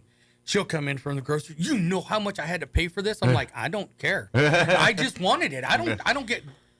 We don't look at that price. Yeah. But then again, here we go with this is like our farrier, Chris, which I still can't say his last name. If you want to know, I'll give you his number. You can call. He's a great guy. You can sound it out together. Great farrier. I mean, the guy, he's worth like every penny, literally. She'll pay that quick. Because she sees him work. She sees him She sees the value in that cost. I mean, because our horse, he's stubborn as hell. Yeah. I mean, literally, he's going to be going, he's going to go to AA, I'm pretty sure, or whatever. Because every time Chris shows up, he don't even play around. He just gives him the little happy juice, and he stays still after that, and he don't move. But, I mean, but she, Chris, his price went up a little bit. I don't care.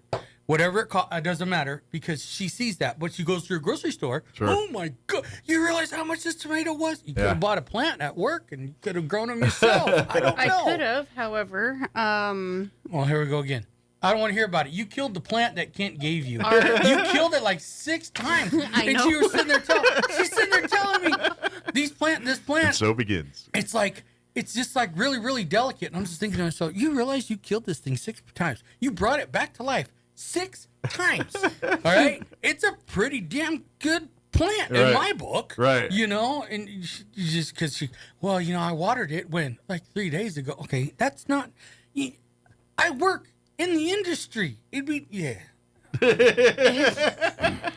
Look. Maybe I know a thing about it too. I told you I wasn't the petunia girl. I told you I could kill it just by looking at it. Yeah. I kept it alive for 2 months. That's longer than last year. Well, with a name like Petunia, it has to be delicate. It is really not. She's proven that it's not. It's weird this thing was like just sticks at one point. Yeah. I was looking at it going, good God. So I took it off and I brought it in the house, put it in the sink, filled it up with water and stuff like that. And then like 2 days later, boom, big beautiful blooms all on it. And I told her, here, yeah, I'm keeping up with it. And then I would see it in the sink and and she And then I stepped off the back porch the other day. I looked at it and I was like, oh, God, here we go again. It's just like.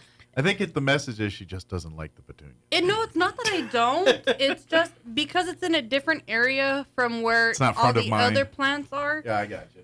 It's kind of out of sight, out of mind. She walks by it every morning.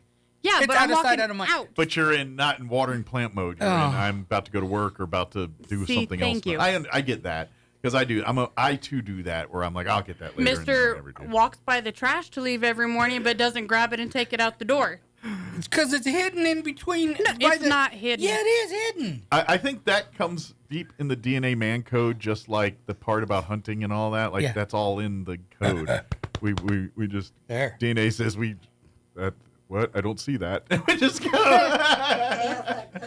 Oh, I got it. Yeah. This one. Why do you let the trash get so full before you take it? It's okay, huge. It's not that I'm trying to let the trash get full before I take it. It's the fact that you walk by it the same way I do every morning before you leave. You could grab it and go. My argument there is I can get something else in that bag. Hold on. No, he will smush it down and smush it down and smush it down, and then I'm trying to pull it out, and I'm like, I can't get this out. In my head, I don't want to waste a single trash bag. Exactly. Yeah, that's I don't know why that's the hill I die on, but that's the hill. No, it's military, because if they give you a bag and say, fill it, and there's still more room. And you fill, and then, they'll come by and they'll grab it and they'll smash it down and they'll go, oh, well, you only got a quarter of that bag full, and you're like, He does have a and point. then it's the same thing. We do get the ingrained same into thing. those kinds of stuff. Yeah. Absolutely. I get it. I'm very, conservative, especially at work. We don't have a ton of money, so we have to be resourceful. Sure. Smash it down. But when your bag is cracking and ripping because you're pushing stuff down so far, when you pull it out, it I'm not saying we don't go overkill. Falling and falling, and I'm all like. That's her. And he won't take it out. He's just still, and I'm like, or no. why? Will you take the trash out? Yeah, or it's a box. Instead of just breaking the box down, smashing it, and then throw it in, just throw the box in there, and you're looking at it going, that just took up Okay, I open up the trash can and find 8 Amazon boxes just sitting there, not broken down. In there. No, see, I'll leave the boxes together because I take them to Camille at the thrift store and they use it. So when they have trash, they just throw them in those. So I'll pile up the boxes, but I throw the boxes in the back of my truck. Can I take them? Yeah, no. I don't know how many times I think trash is empty. I put a bag out there and there's 4 boxes sucking up the whole bag. Whole trash can. There's stuff in there, so I smash it down, and then she yells at me, "I can't get it out of the can." Grab it and pull it. Don't tie it because these aren't the. Our trash can that's in our porch. You don't break down all them boxes. Not all the time. The small ones, I don't. The big ones. If I get a big box, I'm breaking it down and putting it. Well, them little ones, when there's 7 of them in there, it takes up half the trash can. Yeah, and then there's she'll buy. Don't do that to those bags because these bags aren't very good. And it's like, what'd you get them for? Well, they're the name brand bags. Okay. No, so, I said they were on sale, so I bought them. Exactly. Yeah. Yeah, and then I was like, okay. I always get the one that says Force Flex or whatever on there. I don't even get those. Yeah. I go to wherever and I buy the construction site ones. Yeah. You go? No, I take them when I go to get them from work. I know you go. Anyways, I send you there. Yeah. Yeah. That's when the fight starts. However, normally I don't buy the name brand. I'll buy the generic Force Flex, stretchy ones. Well, Hefty was on sale cheaper, and it was the Force Flex. No, there ain't no Force Flex. You go, and they're ripping, and I was like, wow. That's why they're on sale. Yeah, that's why they're on sale. You come to Roswell Seed, see what kind of bags we use. The industrial bags. Ones. And why? Well, because we're the Roswell Seed boys. Trust me, I can smash all kinds of crap in those bags. Pick them. They ain't gonna rip. I got guys that can't even pick the bags up. They will drag them all the way out. Or use the forklift. Or use a forklift. Yeah, they're not gonna rip. They still don't rip. Even dragging them or whatever. We ain't put a body in one yet. Maybe I could stuff one of the guys in one, see if it'll work. Yeah. Anyways. Back to plants. Hello. Y'all sell them trash bags now? But if you are shopping here during UFO Festival, we'll be open except for 4th of July that Friday. Yes. And then for an hour or two on Thursday as we do the dedication for Jim's bench. That's pretty cool. I'm glad you're doing that. That's really cool. They actually sent legislation down. It's signed by the Capitol. So which bench is it on the courthouse lawn that they're dedicating? I don't know. We don't know. It's one of the ones on the courthouse lawn? Evidently, Okay. yeah.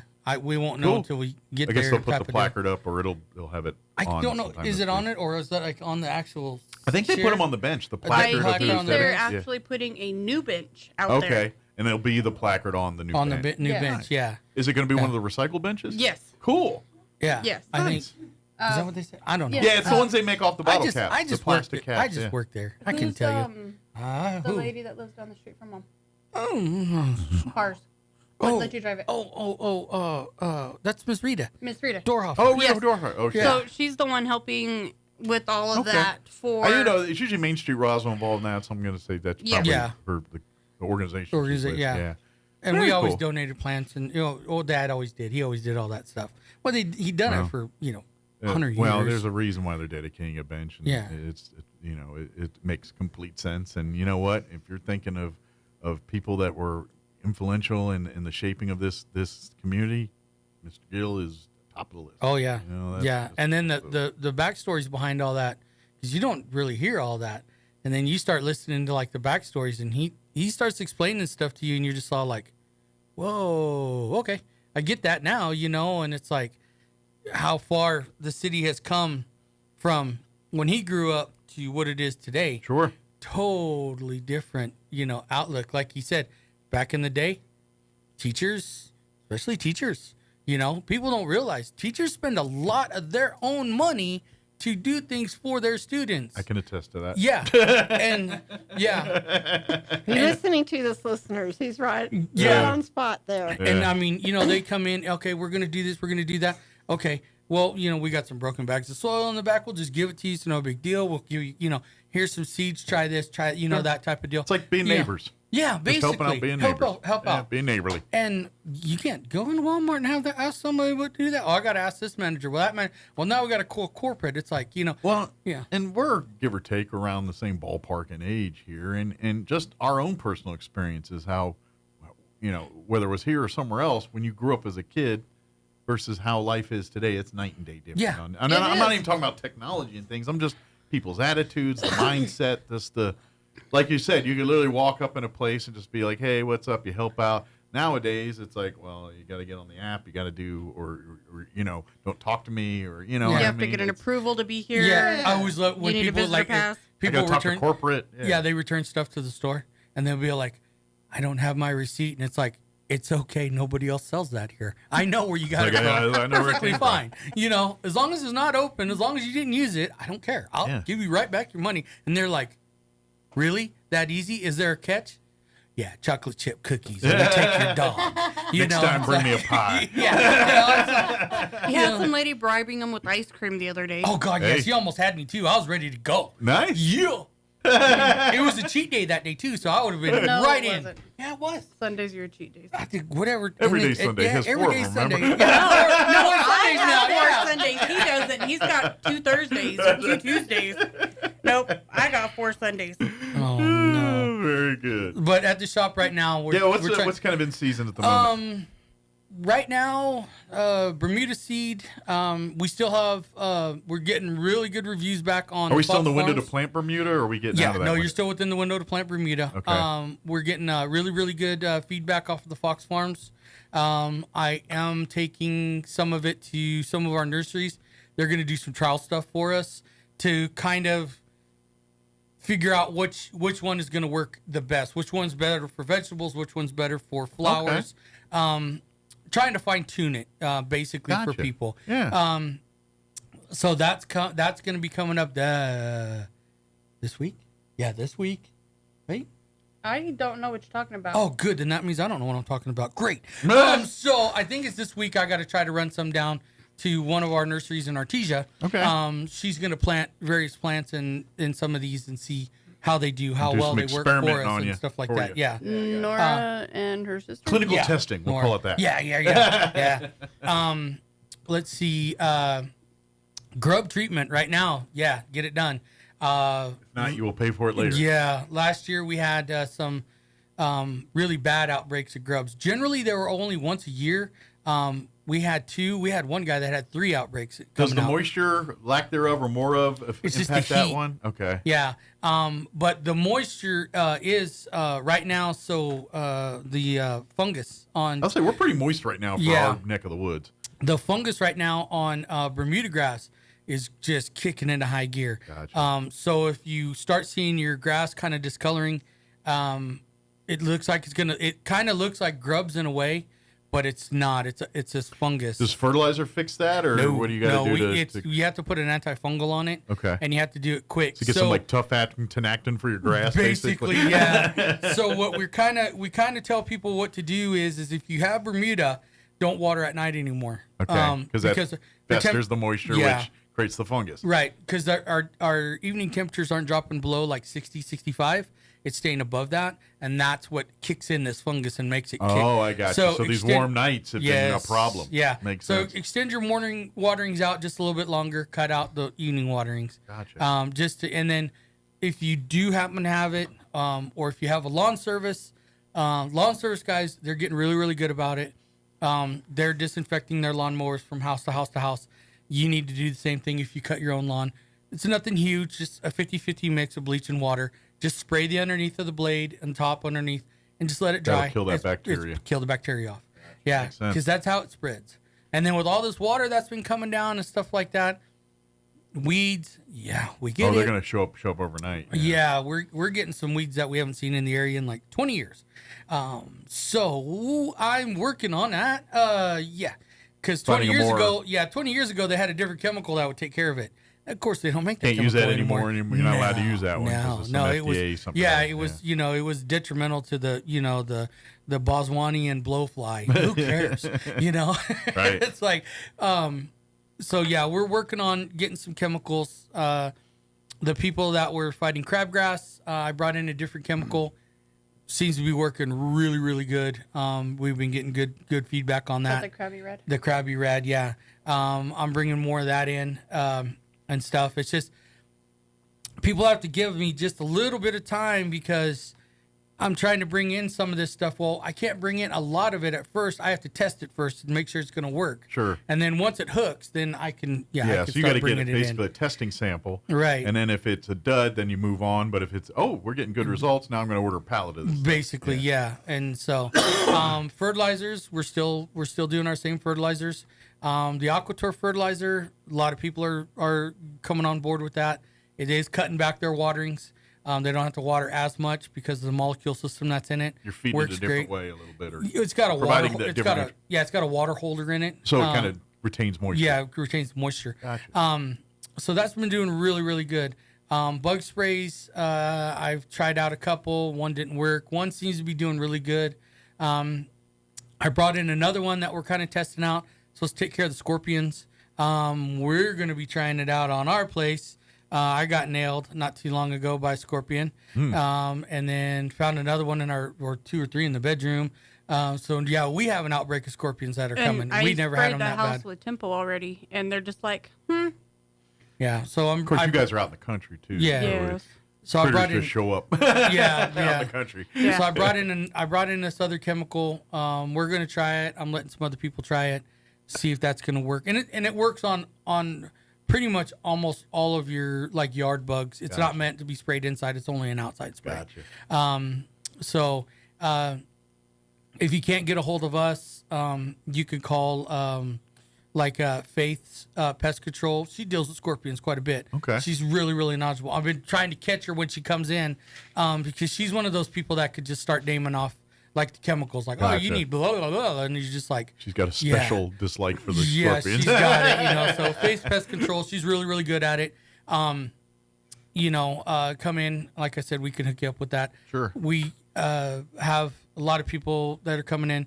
Cockroaches, the water. Does that spray for, like, the scorpions work similar to, like, your cockroach and stuff, where you spray it like once a quarter or something, and you're kind of good? No, this stuff is supposed to be just like one time. You're supposed to just spray it one time. Okay. Cockroaches, different story. Cockroaches you have to spray continually for like a month, especially the little German browns. There's a little brown reason ones. why. There's the running joke that if we have nuclear fallout, the only thing left on the Earth will be cockroaches. Yeah, basically, 'Cause you can't get rid of them. People come in and they'll buy the Tempo, which works extremely well on cockroaches. But we tell them for the first 30 days, first month you're spraying like every 5 to 7 days. You're trying to break up the hatching cycle, and then the following month it's about once every 10 days, and then the third month is if you see them, if you could break up the hatching cycle. That's the key part of it. Keep you ahead of the game, unfortunately, it's not a one-time spray, and there you go. If you do find a chemical that you could spray one time, and then there you go, you're going to go right along with them. So I've just had our remember people, that. trusted people, do it every 3 months for the last 10 years, and every house I've had since I've lived here, and I never have an issue with those. Yeah. So Tempo is just slightly under the spray that Bob Reed's use. Gotcha. So Bob Reed sprays the kennels for us and the thrift store.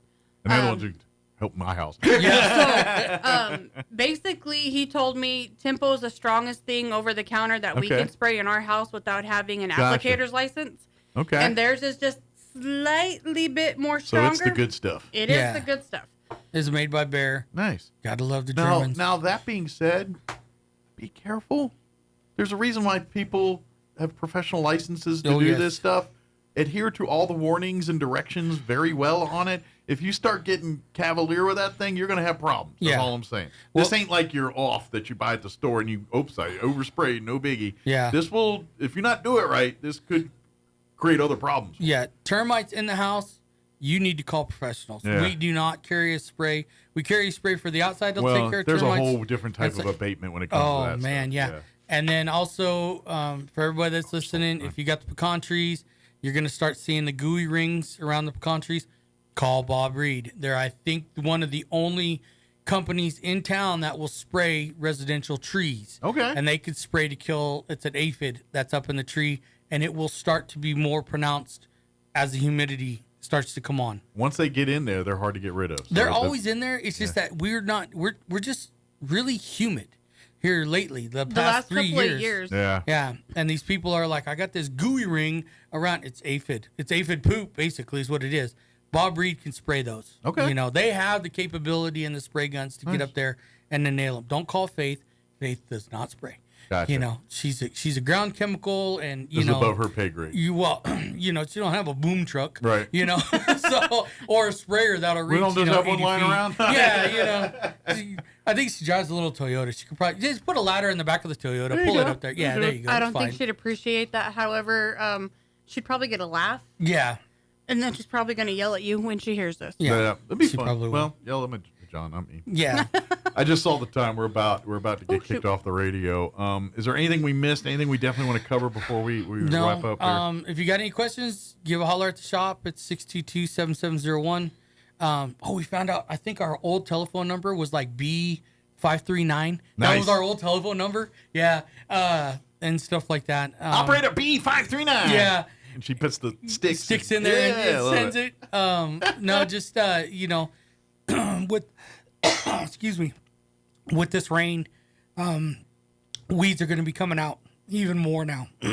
So keep on top of it. And if you, Thanks. let's say get a beverage here. Yeah. But if you have any questions, any issues, don't hesitate. Come by Roswell Seed. I will tell you this: the more pictures and more information you have them, the better they can help you diagnose your issues. So come prepared to answer questions. Yes. Like what Pictures, are you dealing with? samples. Yeah. And don't be bringing in those pictures of the really cool cars in the background either. That's just mean. That's just distracting. This one guy came in. And I'm looking at this truck going, "Hey, is that?" And he was all like, "Yeah, that one's for sale." And she was all like, "You don't even think about it." I'm like, "Come on." No. You know. Like how many bags would that car cost? Yeah. Like, I got a pallet of Like, if I gotta- 1688 in yeah. the back. Can Put we this do way, a I can swap? fertilize you for life if you want to do a swappy out No here. kidding, But definitely, and of course, don't forget we'll be closed Friday for Independence Day, right? And then for a portion of the day on Thursday as we do and the dedication come down. to the bench. I don't know what the whole ceremony entails.